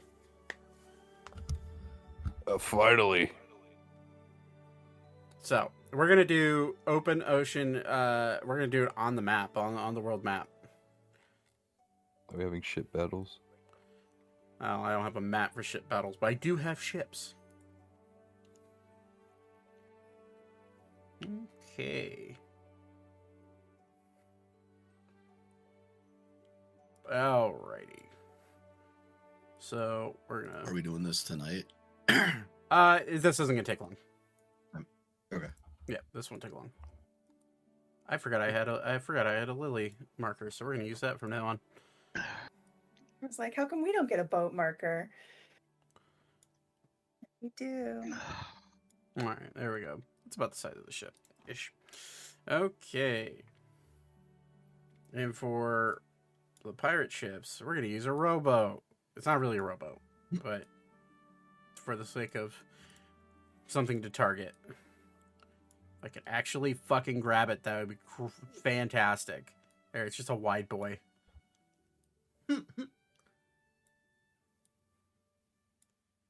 Looks like a centipede. A big. Okay.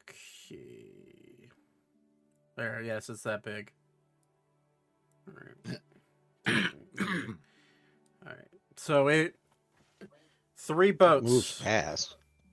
3 boats begin to pull up on you. 6 miles is nothing in open ocean. So... You... And the wind in their sails as well with the swirling wind. All right. Encroaching, you see looks to be a flag. There's 2 flags flying above these 3 ships. They're coming in on formation, which they would be coming in from this way.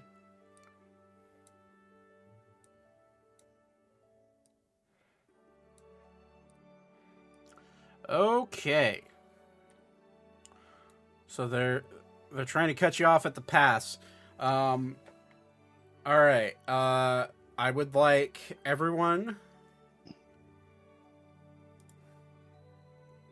to... Let me get rid of the old turn order. I would like everyone to roll initiative. With the stipulation that Ander will roll for initiative, but that will be the boat's initiative.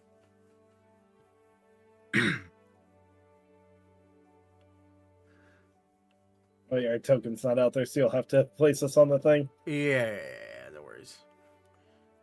Just assume that if you want to cast spells or use the mechanics, you're on this, but you're on the Lily, which will make the Lily slightly larger. Okay. I see your point. Yeah. Or you'll have to manually keep track of it, but I'll be just... That's a big Zane. big Zane. We have no Tiny Libra. Love. That's not who I meant to Unknown. grab. Why? Unknown. Oh, hold on. I think I fucked up Thaddeus's token. Hold on. What will I be? No, it's... I don't know why it's being stupid. Hold on. Do you want me to drag a token on the board? Well, since I'm so big, I'm just gonna fire my blap blap at the ships. Dude, why is Thaddeus's thing now? Yeah, can you try tracking on? I'm just, for the sake of initiative, I'm actually just going to use your tokens for that.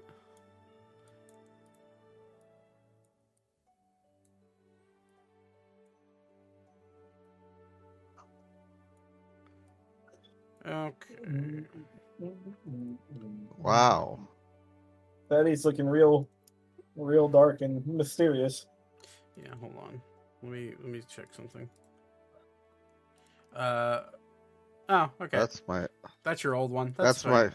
Yeah. That's fine. We can use that.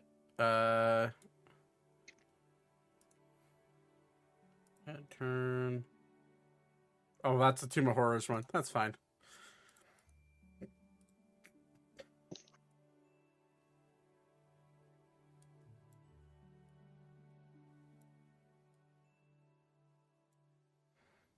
And then...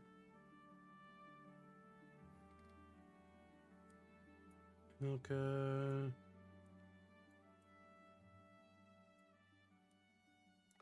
I'll go right click and...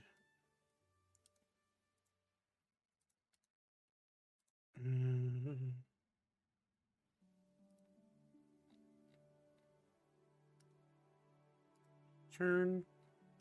Okay, Ander will roll. That's a natural 20 on an initiative. That is a 24 for Lily. Okay.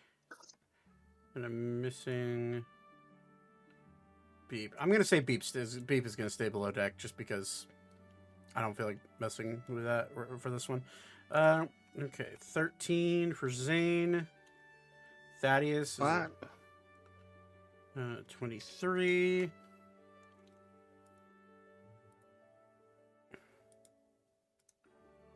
Turn.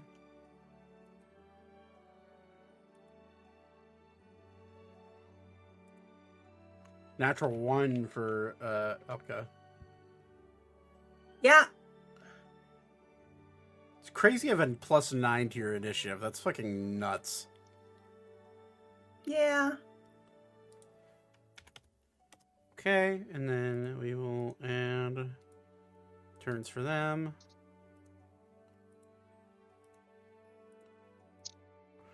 Okay. Shitty. 12. Also shitty. 11. And that's better. That's a 19. Okay. Descending. Alright, started off the Lily. So this is Anders, Ander and crew. Ander is going to yell out, ready the cannons, ready the ballista. Get ready to sink these fuckers. And he is going to aim outwards in a lined direction, which he can shoot.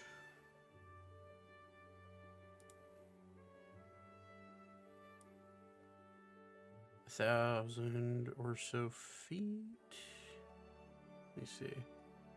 So he's going to wait for them to get in, and they, I will say for the sake of this, they are locked into close enough range that you can fire.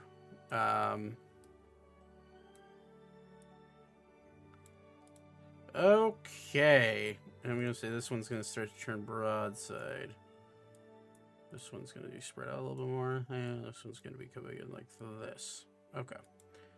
All right. So the boat is going to take aim. Can someone roll a d20 for me? Doesn't matter who.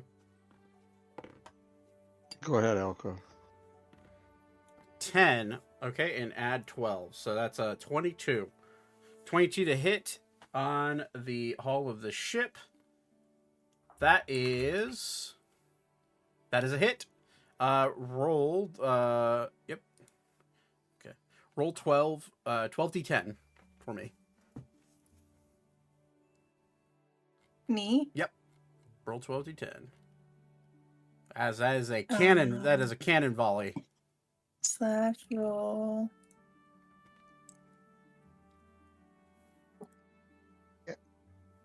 Get 74 damage. Look at all those 9s. And that one singular one. Yep. hands out like it was almost painted red. All right, so a cannon volley slams into the center boat, doing actually an intense amount of damage. As a bonus action, the crew will reload and fire again. Somebody roll, we'll just go down the list. Todd, roll a d20 for me.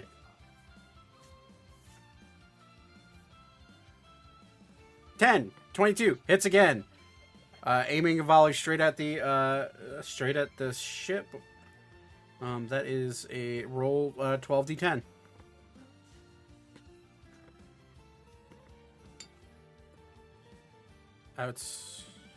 Yeah, we got enough. That's 60. Is it 67? Yeah, 67. 67 points of damage. Faulty cannonballs.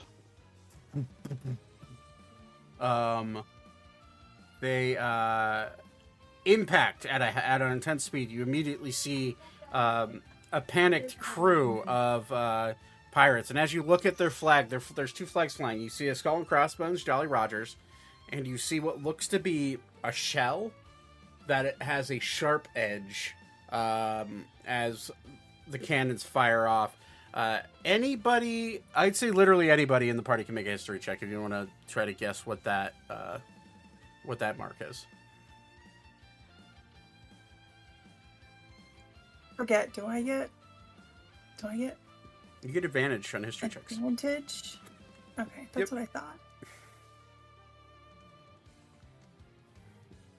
Or so anybody that wants to roll a history check. I sent you something nice, Zach, for your consideration. I see that. Is that from 2 or is that from 2. I'm already in that one? It's on that same playlist you're on. Yeah, It's just further down. we'll find it. Okay. Anybody else want to roll a history check real quick before I move on? 25. 25.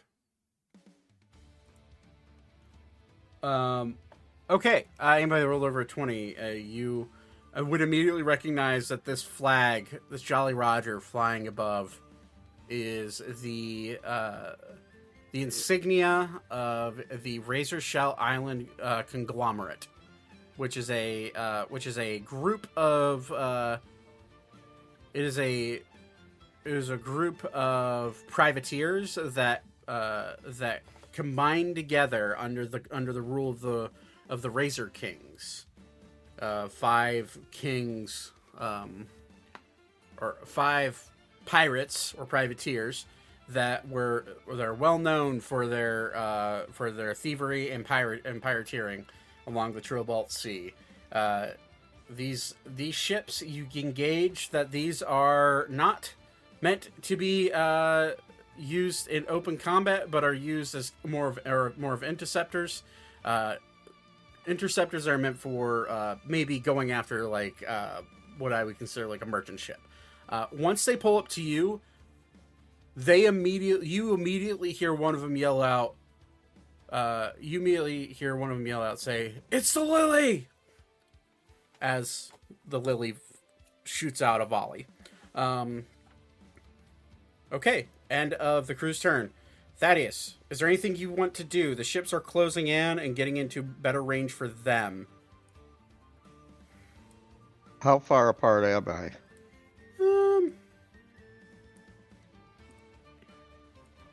I'd say We're within 60 feet. 60 feet. No, they're about 100 feet away. I'd say. There are ship actions you can take, which I will give those to you. Okay. Which Well, I'll tell then you I what will those look are. at ship actions. You can choose to get on a chain gun and shoot a chain gun.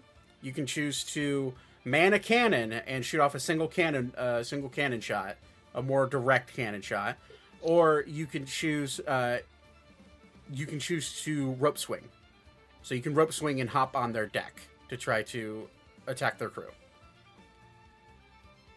Well, I was going to use I guess, if they're close enough for a rope swing, then I can use my one special skill. But actually, at this point, I'm going to use a cannon attack. Okay, so Preferably on the one in the center. okay, the one that's taking the most broadside. damage. So you hop on you hop on a top deck cannon, which appears out of actually. Andrew pulls a lever, and you see the cannons raise up onto the top deck and get placed in a gun point. It is loaded. You can fire. So go and roll a d20 and add 12. 30, you hit. 28. Yeah, or 30. 30, you hit. Easily hit. Okay. So go ahead as a single fire. So roll 2d12 for me. Or sorry, 2d10. 2d10.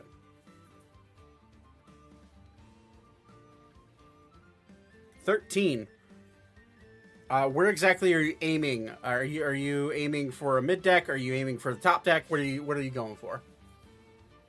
Actually, do they have sails on them? I'm aiming for mid deck, center deck. Mid deck. These do have sails. I just used rowboats because they were what I had. Okay, and preferably at the base of one of the sails. Okay, so you're aiming for the base of one of the sails. With a 30, that hits. You immediately watch the middle sail, kind of shake. Not quite enough damage to knock it down, but it is certainly cracked, and it is starting to sway a little bit more. Okay, that's your action. You could use a bonus action to hide if you want to, or you could stay on the cannon. That's up to you. I had stated earlier when I got out of bed that I was going into stealth mode, and it was typed in Did you? when I. He said it audibly, at least. And goes Well, I into typed stealth. it. Okay. Gotcha. Yeah. Okay, gotcha. When he yelled, So are you invisible, or are you just... yes, Okay, so I'm you're invisible. So you are invisible, Oh, and just a random explosive shot comes from a cannon that they don't see anybody manning.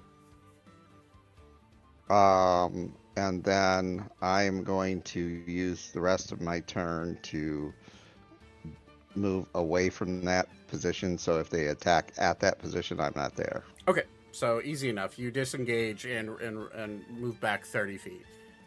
Okay, cool. A rope swing, by the way, goes 120 feet. It's a long fucking rope that you're able to swing out on. Okay, end of your turn. Ori, what do you want to do?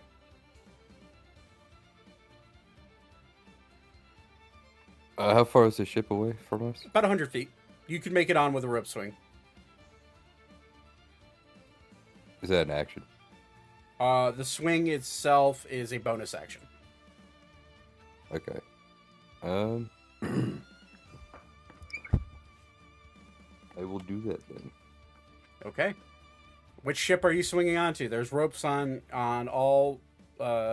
Actually, the only one you want to be able to get to is the one in front. So the ones to the rear and to the port side, you'd be able to swing onto.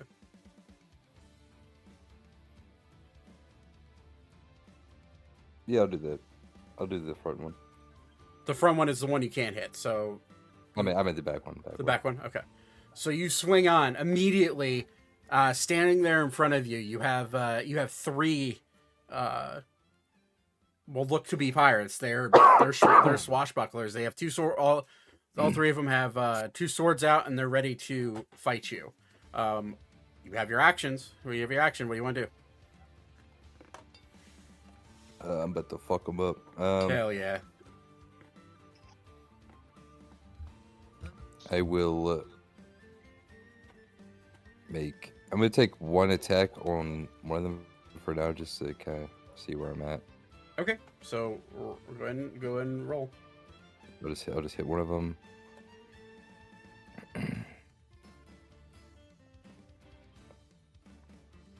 That is a 31 to hit.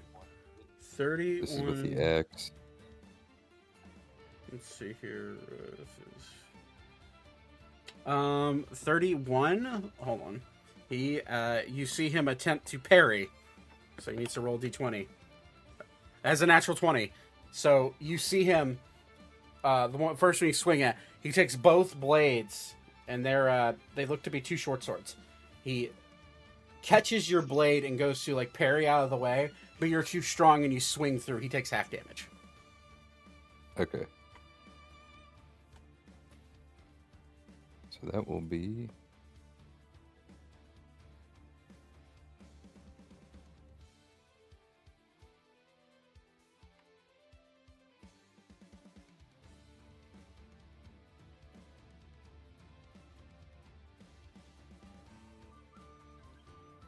$32 Is that already half? divided by 2. Okay, so that'd be 16. Yeah. 16 points of damage. You cut into him, and he just immediately goes, "Huh, bring it on." I throw him overboard. Using your extra attack to throw him overboard. Yeah. Fuck it, I'll allow it. All right. Like, fuck this. Roll an acrobatics, or sorry,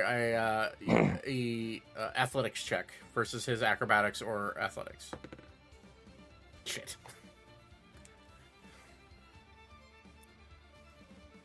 He's really high acrobatics. 37. Yeah, oh god, you win. He rolled a 16. Can I retcon?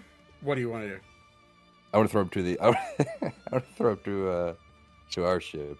You want to try to throw him over to your ship? Yeah, with a 37. Yeah, you swing into him. You're like, oh, fuck this. Grab him by the by his shirt and just chuck him 100 feet over to the back of the deck. Ander just sees him, lands on his back. Yeah, he will take bludgeoning damage. Go ahead and roll 3d6. All right. Hell yeah, dude. Breaks his neck and dies.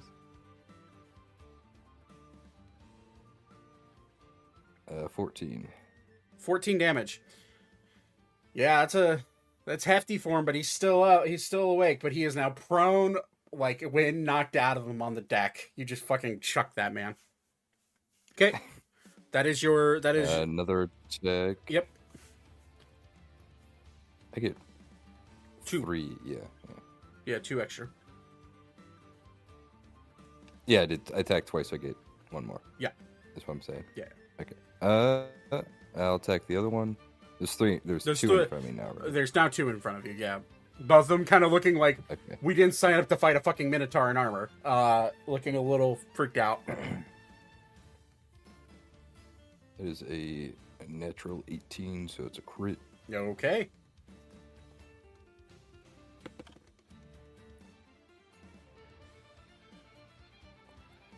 What is the 18 total of? Sorry.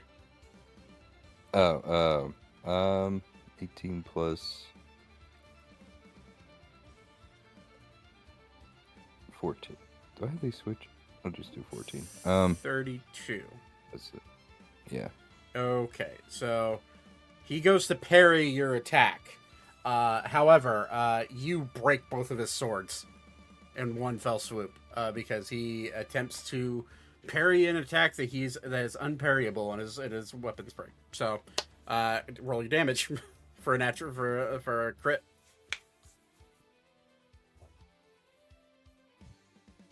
Alrighty. My phone's almost dead.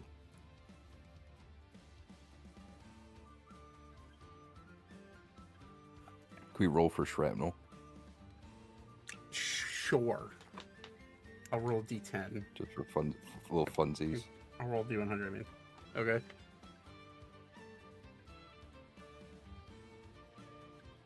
What was the damage? 78.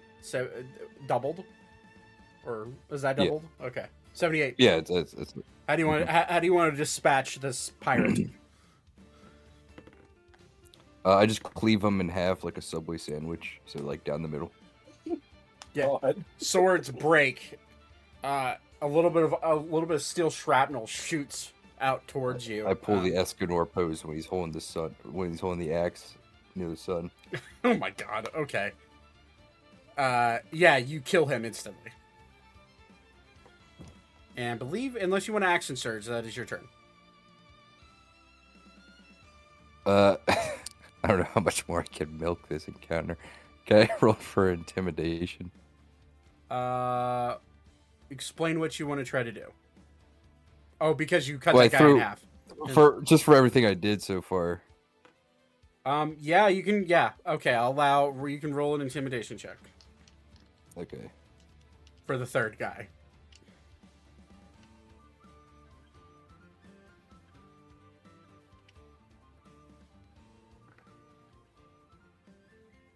Uh, 26.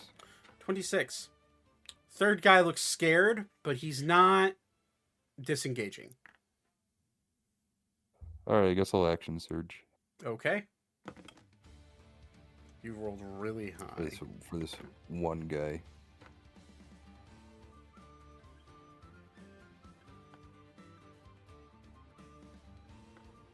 That is a 28. 28. Yeah, that hits. Let's see if he tries it. Let's see if he parries it. He does parry it, so he takes half damage.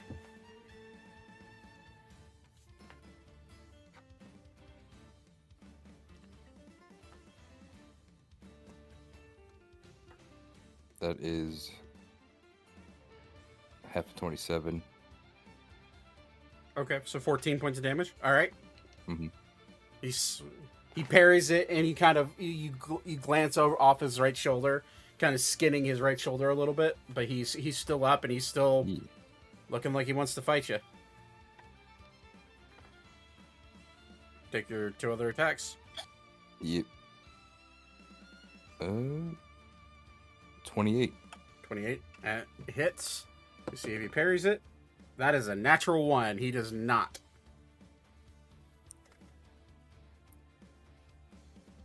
31. 31 points of damage. He's barely hanging on, but he's up. All right, third attack. Nat 20. You can roll the dice just to see how much you do. He's dead. He has 4 HP left. Just cleaving all these guys. Yeah. So just like a fucking force of nature, Ori swings over and starts cutting into pirates. You see a poor guy go airborne off of the ship and lands on your guys' deck. Ori, you feel a sense of relief as you start getting into this fight. You haven't been able to fight just normal people for a long time, and this is refreshing. This is pretty refreshing, I'd say. Okay. That is 72. Yeah, for sure. Okay. Can I want to bat him with the flat side of the axe and like obliterate him into the rest of the crew. Oh, so you're just trying to baseball bat him into the rest of the crew? Yeah. Sure. Yeah, you send that dude flying and he slams into for the natural 20, I'll allow that. You slam him straight into just like bowling pins. Knocks him over. I'd say like no damage, just for like flavor. But, yeah. Like you knocked them off their feet a little bit, not enough to make them prone, but yeah, for sure. Absolutely. All right. End of Ori's turn. Weaver, what'd you like to do? Well, you said that the side ship is the one that has taken cannon damage. Yes, significant cannon damage. Yeah. Actually, you see it starting to take on water. Okay. How far away is it? About 100 feet. Let me see if I want to do something slightly less. Might not be able to. Don't think I can. Nope. Okay. We're gonna go ahead and firestorm the shit out of that ship. Oh, your fire was the one in the middle? Yeah. Okay. Yeah. Well, I would, I know it's a dex check, or dex save. I'm going to roll a general dexterity saving throw for the crew. That's a 2. I may or may not be trying to catch their entire ship on fire. Nope, I understand. With everybody on it. That's a 2, so yeah, they fail. Yep. So yeah, roll your damage. That'd be a 39. 39 points. And I believe damage objects in the area and ignites flammable objects that aren't being worn or carried. Okay, yeah.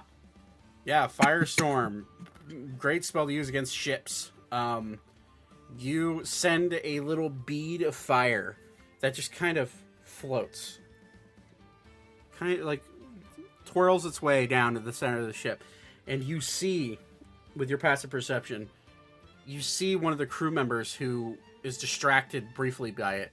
And he kind of like looks at it and he like goes to, you see it floating there and he goes to poke it. And as he pokes it, just ignites his ass and covers the entire ship in flames. 39 points with the fire happening. This ship is sunk. And you see it on fire, going down. You see various people, crew members jumping off, trying to, get themselves to go, be put out. But an arcane flame is different than a regular flame. and it continues to burn them as they try to jump off the boat. Okay, that is. You just see me. You just see me stand there and smile. Yeah, just consider that entire ship and crew dead. Jesus Christ. Which ship's Ori on for my own sake when it comes to my turn? The one behind. The one behind. Okay. Okay. And the one in front of us, the one that got blapped. All A right. tear rolls down Ori's eye, proud of what the Reaper has become. That captain had such a cool backstory. No, I'm kidding. Maybe I should learn some magic. I mean, you did dimension door a poor fucker. I could have done that again. Damn it. Yeah. Oh well, too late. All right. Anything else you want to do on your turn? Nope. Okay. It is now the boat that you're on, Ori. It is their turn. They have 3 options. They can either 1, action flee with you on it. 2, they can attack you as a crew. Or 3, they can fire cannons. And also, I will give a single turn to the guy that is on the deck of the Lily, which I will. He'll use half his movement to stand up, and then jump off the ship. He has 40 feet of movement. He is gonna fucking just. He sees Ander, realizes who he is, says "fuck that," and he jumps back towards his own ship, regardless of the fact that you just threw him off.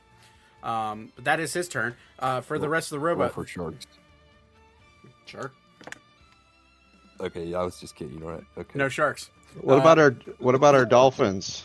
Oh, those are long gun. Are they still following? No, those are long gun. Okay. I was License. feeding them.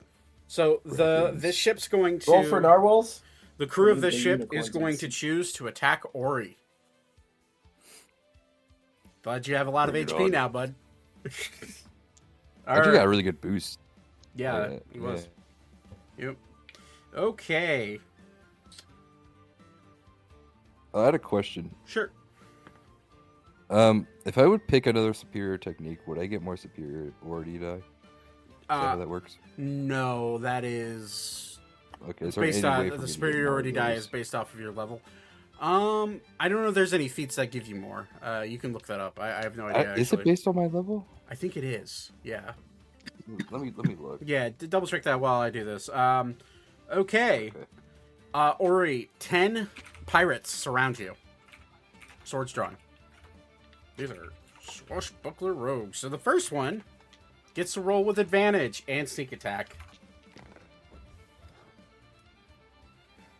That is a 23 to hit for the first guy. Oh, that hits. It looks like we can only get more from Battle Master. Oh, okay, yeah, it's a. Okay, wait, hold on. Grants one additional superior die and learns. Okay, I'll look more into it later. Yeah. Alrighty. First attack carves into you. Hits you. That is with sneak attack because you are flanked. That's 43 points of slashing damage. For the second attack, you are still flanked, so he does get advantage. That is How much was that? 43. 43. For the second attack, not sneak attack, that is a 22 to hit. That just hits. Okay.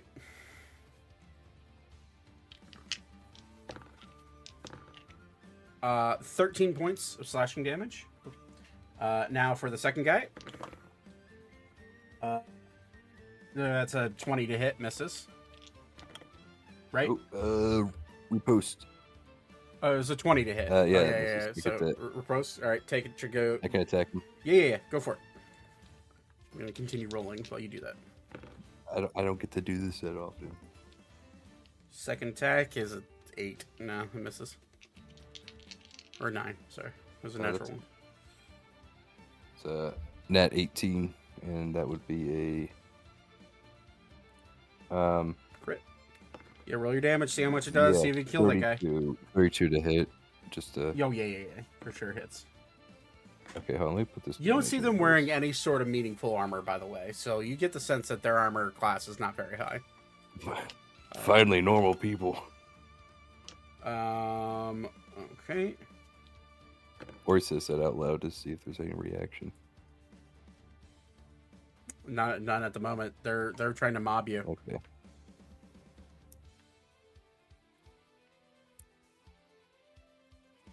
Um, 66. You cut that guy in half. He's dead.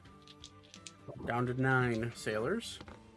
So the second attack doesn't happen, which was a natural 20, so congrats.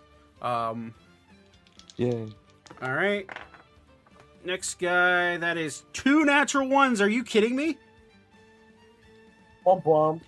Okay. Yeah, third guy swings wide for his first attack. That's 2 natural 2s! Womp womp. Okay. That guy misses completely.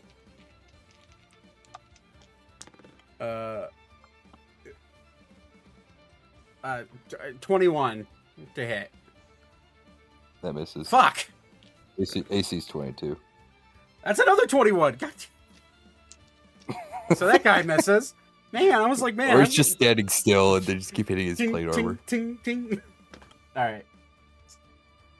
Jesus, that's another natural 1, but I rolled a 19 on the other die. Good. So that's a 29 to hit. Yep. Okay. Damage. That's what that feels like.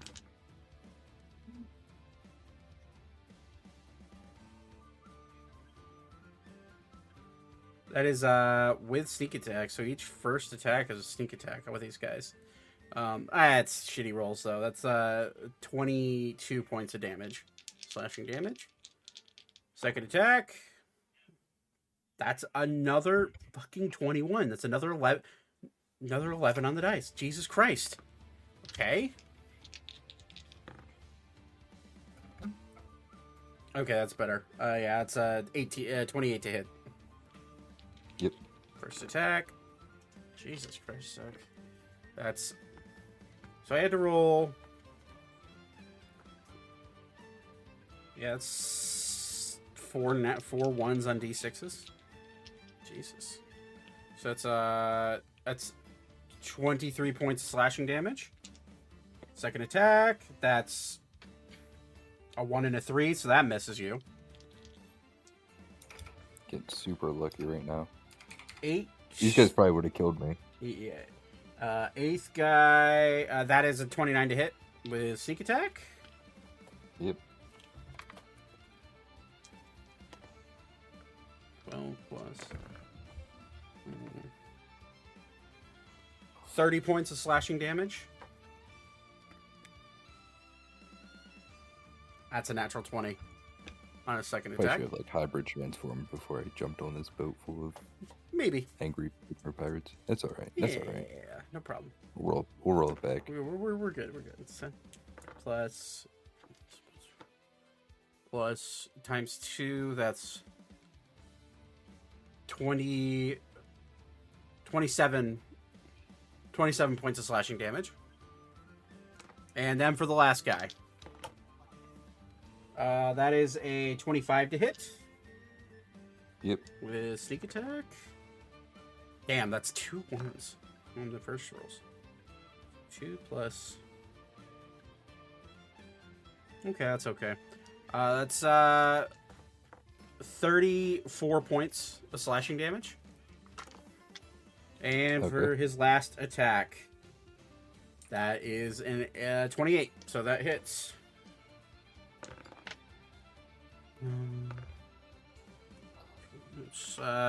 Shitty. That's 12 points of slashing damage for the last flurry of attacks. Okay. Ori, how are you looking after that?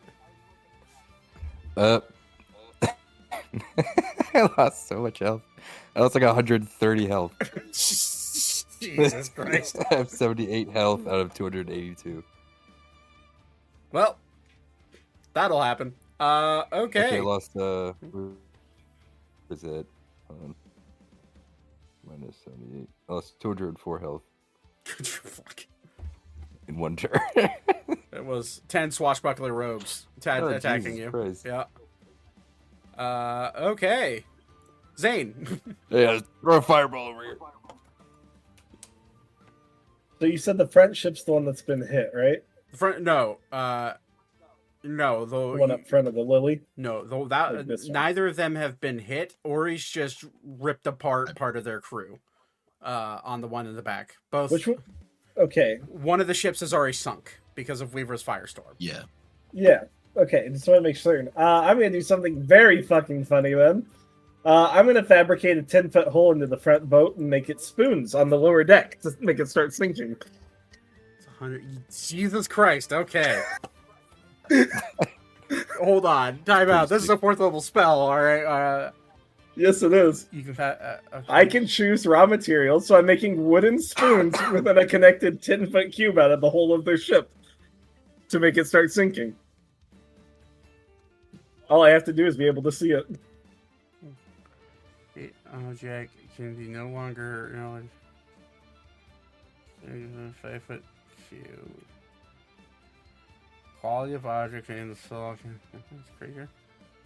Son of a bitch. All right. Okay. Yeah. You reach out and you just create a hole in the hull of their ship, and immediately water just starts rushing in. You hear immediate panic from the crew. They're like, "What just happened? Where are we taking out water?" Okay.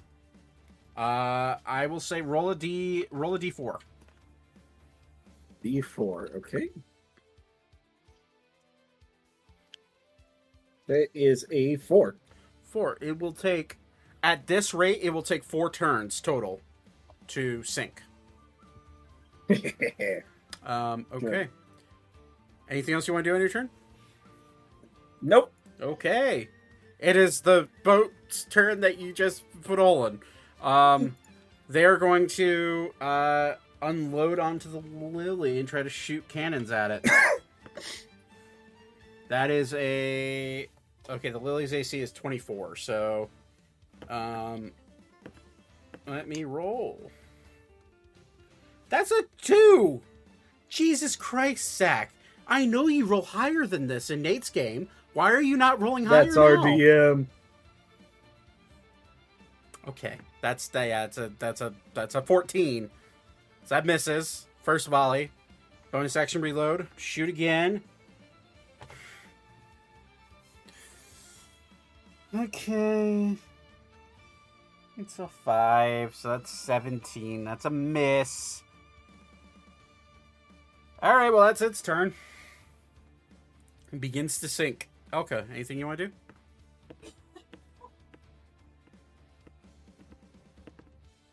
You're muted, I assume. Can I just fire on the ship? Yeah, you can use a chain shot, or you could use or an individual cannon, whichever one you want. Oh, let's do a chain shot. Okay, cool. So which one are you going for? The one in the front or the back? You know Ori's on the back one. The front, then. Okay. Cool. Take this ship. Do you want me to shoot you, Ori? You should try to shoot the guys around me. I mean, I can try to aim the chain shot at the people. So chain shot can be loaded in with chain shot, which will help break the mass, or scatter shot, which is for anti-personnel. We'll do the scatter shot then, Yeah. and aim it at the people around Ori, and also Ori. It's an area of effect. Ori might take some damage if he doesn't make the deck he's save. Fine. Yeah, he'll be fine. Surely he'll be fine. I'm really good at this. This is how I finally managed to kill Ori just from fucking pirate ships. Alright, what do I roll? Okay, you roll nothing. It happens. Cool. You just need to roll damage, which the damage is 18d6. Ori, make its dexterity saving throw. I'm locking in. And I will make one for the crew. Also, if I fail this, I could reroll. You could. That's a good thing. That's a 2. 24. You're good. Oh, wait, no. Wait. I'm sorry, I was reading my con. That's 15. 15. That is a failure. However... Okay, I'm indomitable. Yep. So roll again.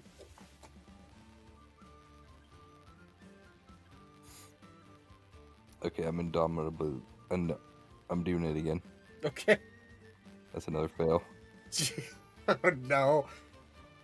You got this, Ori. That's all right. All right, 24. 24. You're good. They rolled a 2 for dex saves for the crew. So that's 66 points of scatter shot damage. Ori, the crew, you're able to quite literally use the crew around you as a body shield.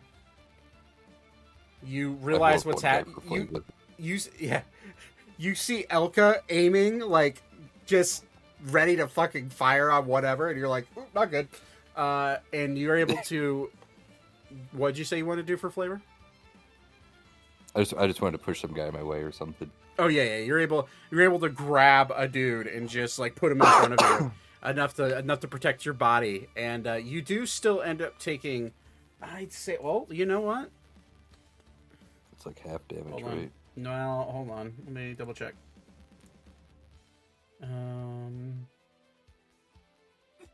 Takes no damage on a success. So no, you take no damage. It's it's either all or There we go. none. You watch Elka shred this crew. Everybody dies around you. Thank God. Just, and so you just kind of, it's like some Looney Tunes bullshit. Like, you just pull 2 guys in front of you to protect you, and you feel the impacts, and you feel like some of the BBs, like the ball bearings, like spread over your body, not hurting you, shockingly. You put the 2 dudes down, they're dead. You look around, everybody's dead, and you're just kind of standing in this pile of blood and bodies. Somehow not dead. Ori's natural habitat. Blood and bodies. Yep. Okay. Anything else you want to do in your turn, Elka?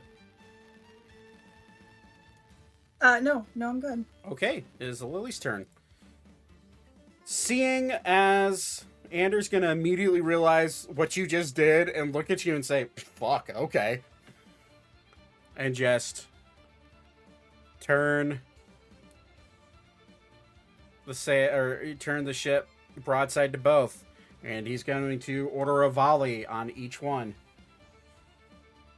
So, can I have, let's go with, Magic. Can you roll a d20 for me?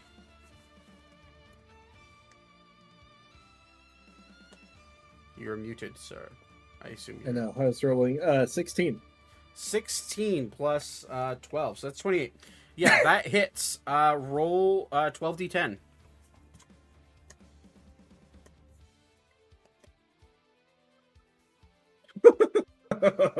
Oh my god. Oh, yeah.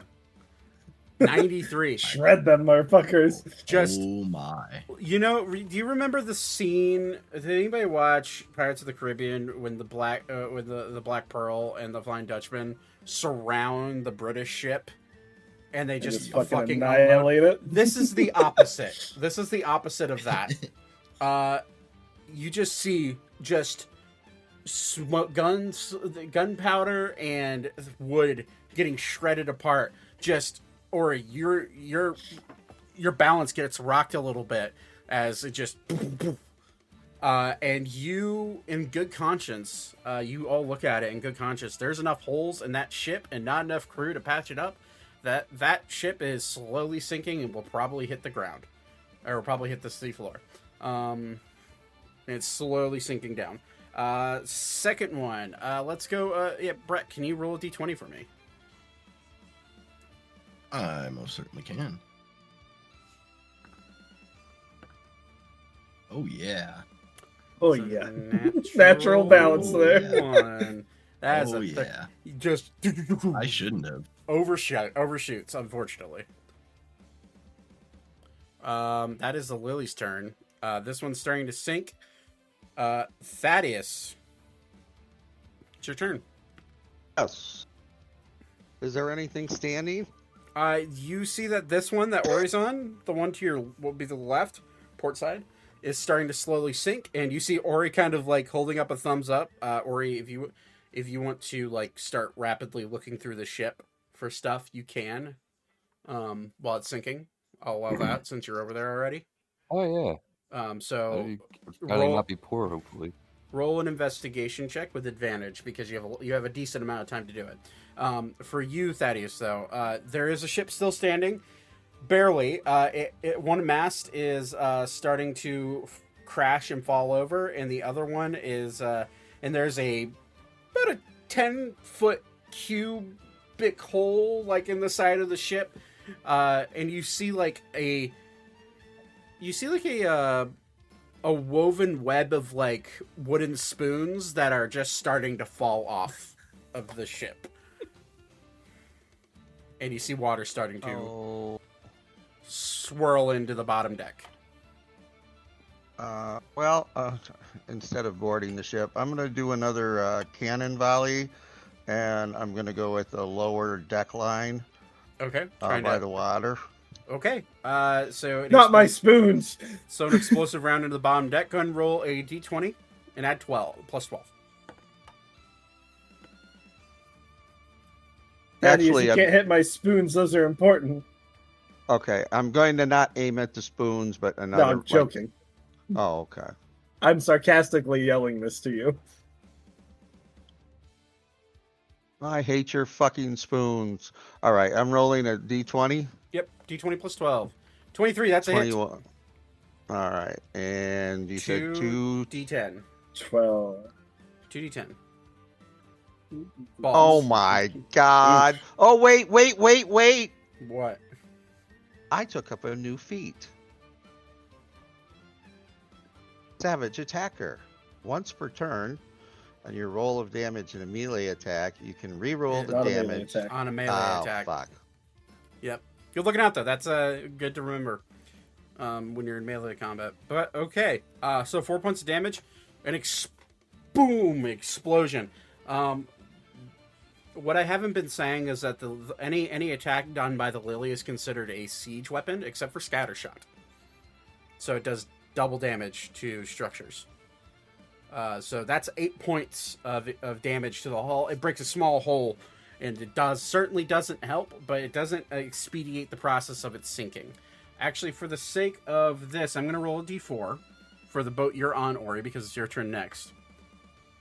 That's 2. You have 2 rounds to you basically have this round and the next round to search, find some stuff, and then get off before you're taken down with the ship, where you have to try to swim out. Which shows you. Wait, do you have a ring of water walking, or do you have the ability to walk on water, or do you have to have the spell cast on you? I think you have to have the spell for you specifically. Yeah, it has to be cast twice because he's so big. Right. Okay. So you are taking your turn to look around the ship for valuables. Roll an investigation check with advantage. 21. 21. All right.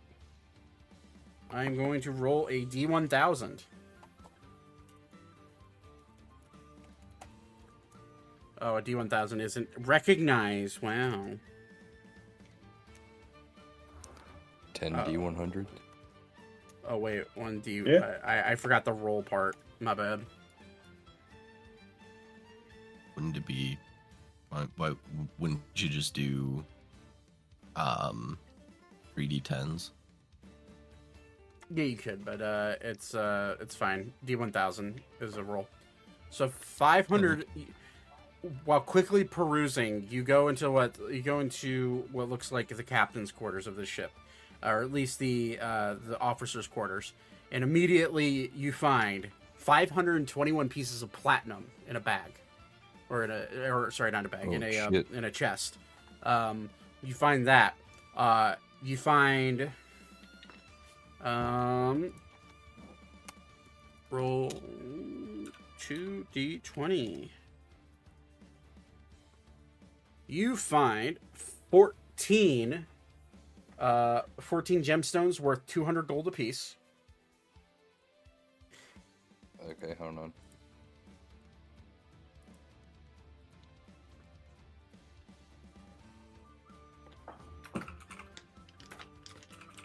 How much are they worth? 200 gold apiece. And I will roll on the D100 table. See what else you get. 29. In your haste to look, you were able to grab the platinum. You throw the gemstones into that chest. You go to grab it, and as you're leaving the officers' quarters, out of the corner of your eye, you notice a map with X marks the spot on the center of it. Oh.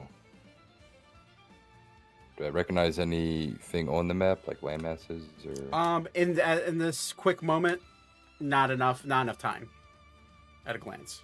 Okay. All right. That is your turn.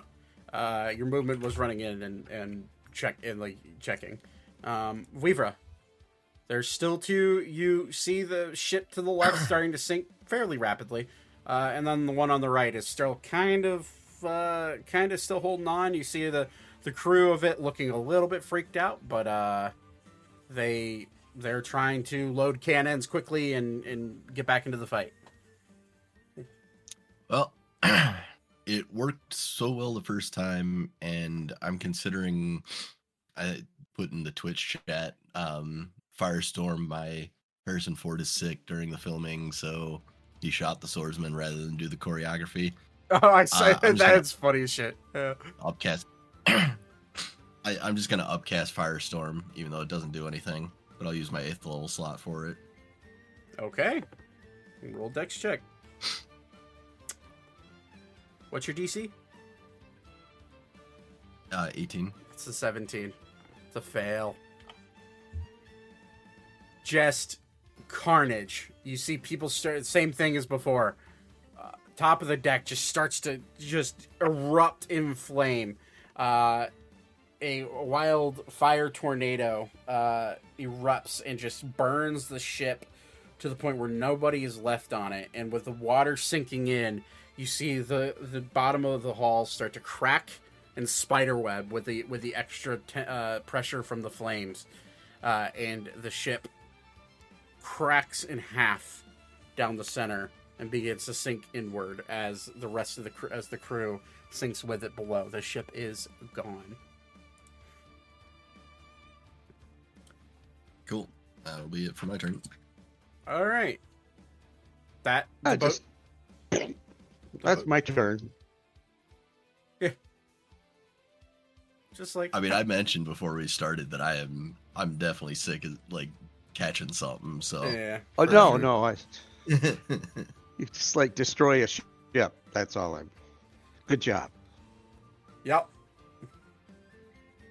You use a spell that is specifically meant for doing mass amount of fire damage while also doing a mass amount of structural damage. Like that's the point of Firestorm. So, yeah, perfect use of it. That boat's turn. It sinks more. Zane, anything else you want to do? Or are you just going to try to help Ori get back on the boat? Let's help Ori get back on the boat. Okay. So you sit there and wait for your large Minotaur friend to try to make his way over to the other side of the boat. You see him like run out with a chest, with the boat starting to sink very quickly as he's running out. Elk, anything else you want to do? Do you want to send another shot down on it or anything? For shits and giggles? Not while he's running out with a chest. Damn. No. Why? Do you think I'm not paying attention? Sad dungeon master noises.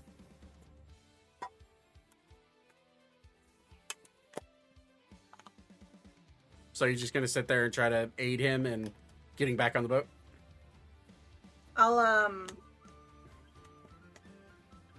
I'll just start clapping, just like giving it my hands. Action clap. Good job. Good job, Okay. buddy. The lily is going to, for its full turn, is going to. Andrew's going to command the crew to get up close to this boat, so that way you don't have to swim in plate armor with a chest on your shoulder. You're able to during your first turn, you're able to grab the map and shove it down into the chest along with the gems, and begin running out. Thaddeus, is there anything you want to do? I'm gonna go to the edge of the ship, and if I need to, swing over to help Ori and get him back on the ship. Okay. So you're all doing the help action. Ori, you feel the ship crack and sway. You see a rope, the same rope that you swung over, kind of swinging in the wind as the lily gets close. You have enough movement. Make an athletics check to see if you have the ability to jump, grab that rope with a chest in your hand. In your arm. Wait. Can we go back to my turn now that you're saying this? Sure. Seeing the predicament and knowing what the future holds, I'm going to grab a rope and use my elite skills to swing over and basically merge with Ori and his rope and wrap them around him and swing back. So the problem with this is that the rope that you would be using is the same rope that's swinging back and forth. It's a single rope that has the ability that was facing towards that. That being there's more than one rope on a ship. Yeah, okay. Fine. For flavor, yeah, that's perfectly fine. I'll allow that. Roll an acrobatics check.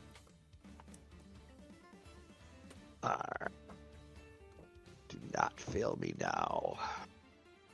With advantage or no? Yeah, sure, why not?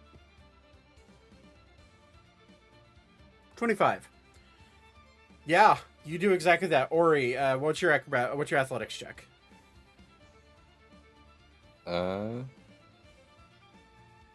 Mind you, I'm still invisible, and he doesn't see me, but he sees the rope coming at him. Yeah. 32. And here's me screaming, "Incoming!" Yeah, you see him leap 32. Yeah, you're way good. This is see how high you could jump, given that you're carrying so much weight.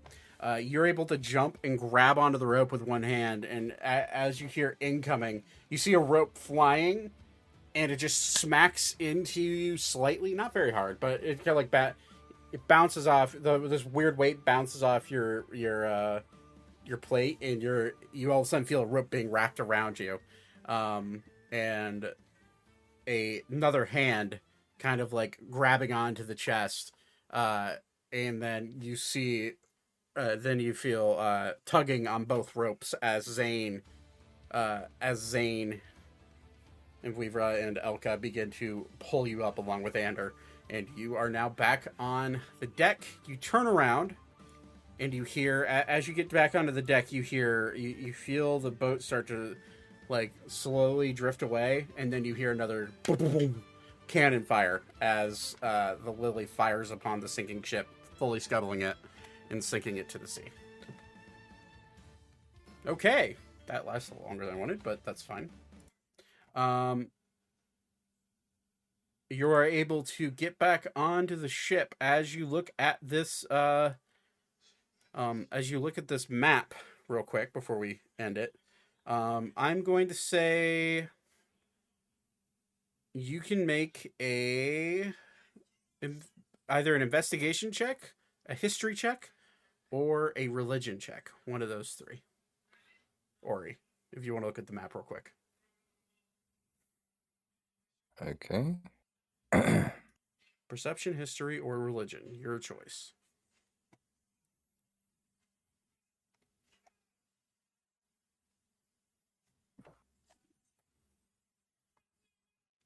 said investigation the first time. Oh, sorry, investigation. My bad. Investigation, religion, or history. I'll do perception.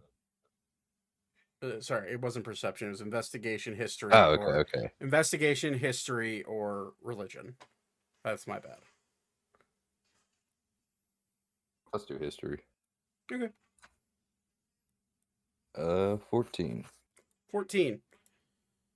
You would recognize the island chain because it's pretty evident where it's at. This is Ushar. This is the southern island continent, and to your best knowledge, this seems to be somewhere off the coast, south of the city of Cromearth, on the island of Brigid. So, for your sake, you have a treasure map that's pointing somewhere to the south here, roughly about there. I have the treasure map for you almost completed. I didn't get it done in time, but I will have that for you next session. Okay. So you guys could go on a bit of a side quest if you wanted to do that. But you do have that treasure map. Side quest. The rest of but anyways, so Ori, you are able to look into the chest. You count the amount of platinum. It is 521 platinum. You're able to, if you want to share with your friends, you can. We don't have to do that right now. I will say the rest of the day goes relatively smooth, and you guys end up about here before night falls. We will go ahead and end it there because it's 11 o'clock. And we will pick this back up next session. What we're looking at for the calendar? Is everybody good for next weekend? Could be. I think I work be. till 8, Well, that's how we but start. I can I can start at 8. Yeah, we can do that. Okay. I'm not good for Yeah, the it should eight, be good. Ray, yeah, I know you're going to be gone the weekend after, but okay. I should be fine. Okay, sounds good. All right, so we'll pick this up next week. I'll be right back. All right, guys. Appreciate you watching. We will go ahead and close out the session for the night. Had some nice ship versus ship combat, and I've been wanting to do that for a while. But anyways, thanks for watching. I appreciate all of you, and I'll catch you guys later. Peace out.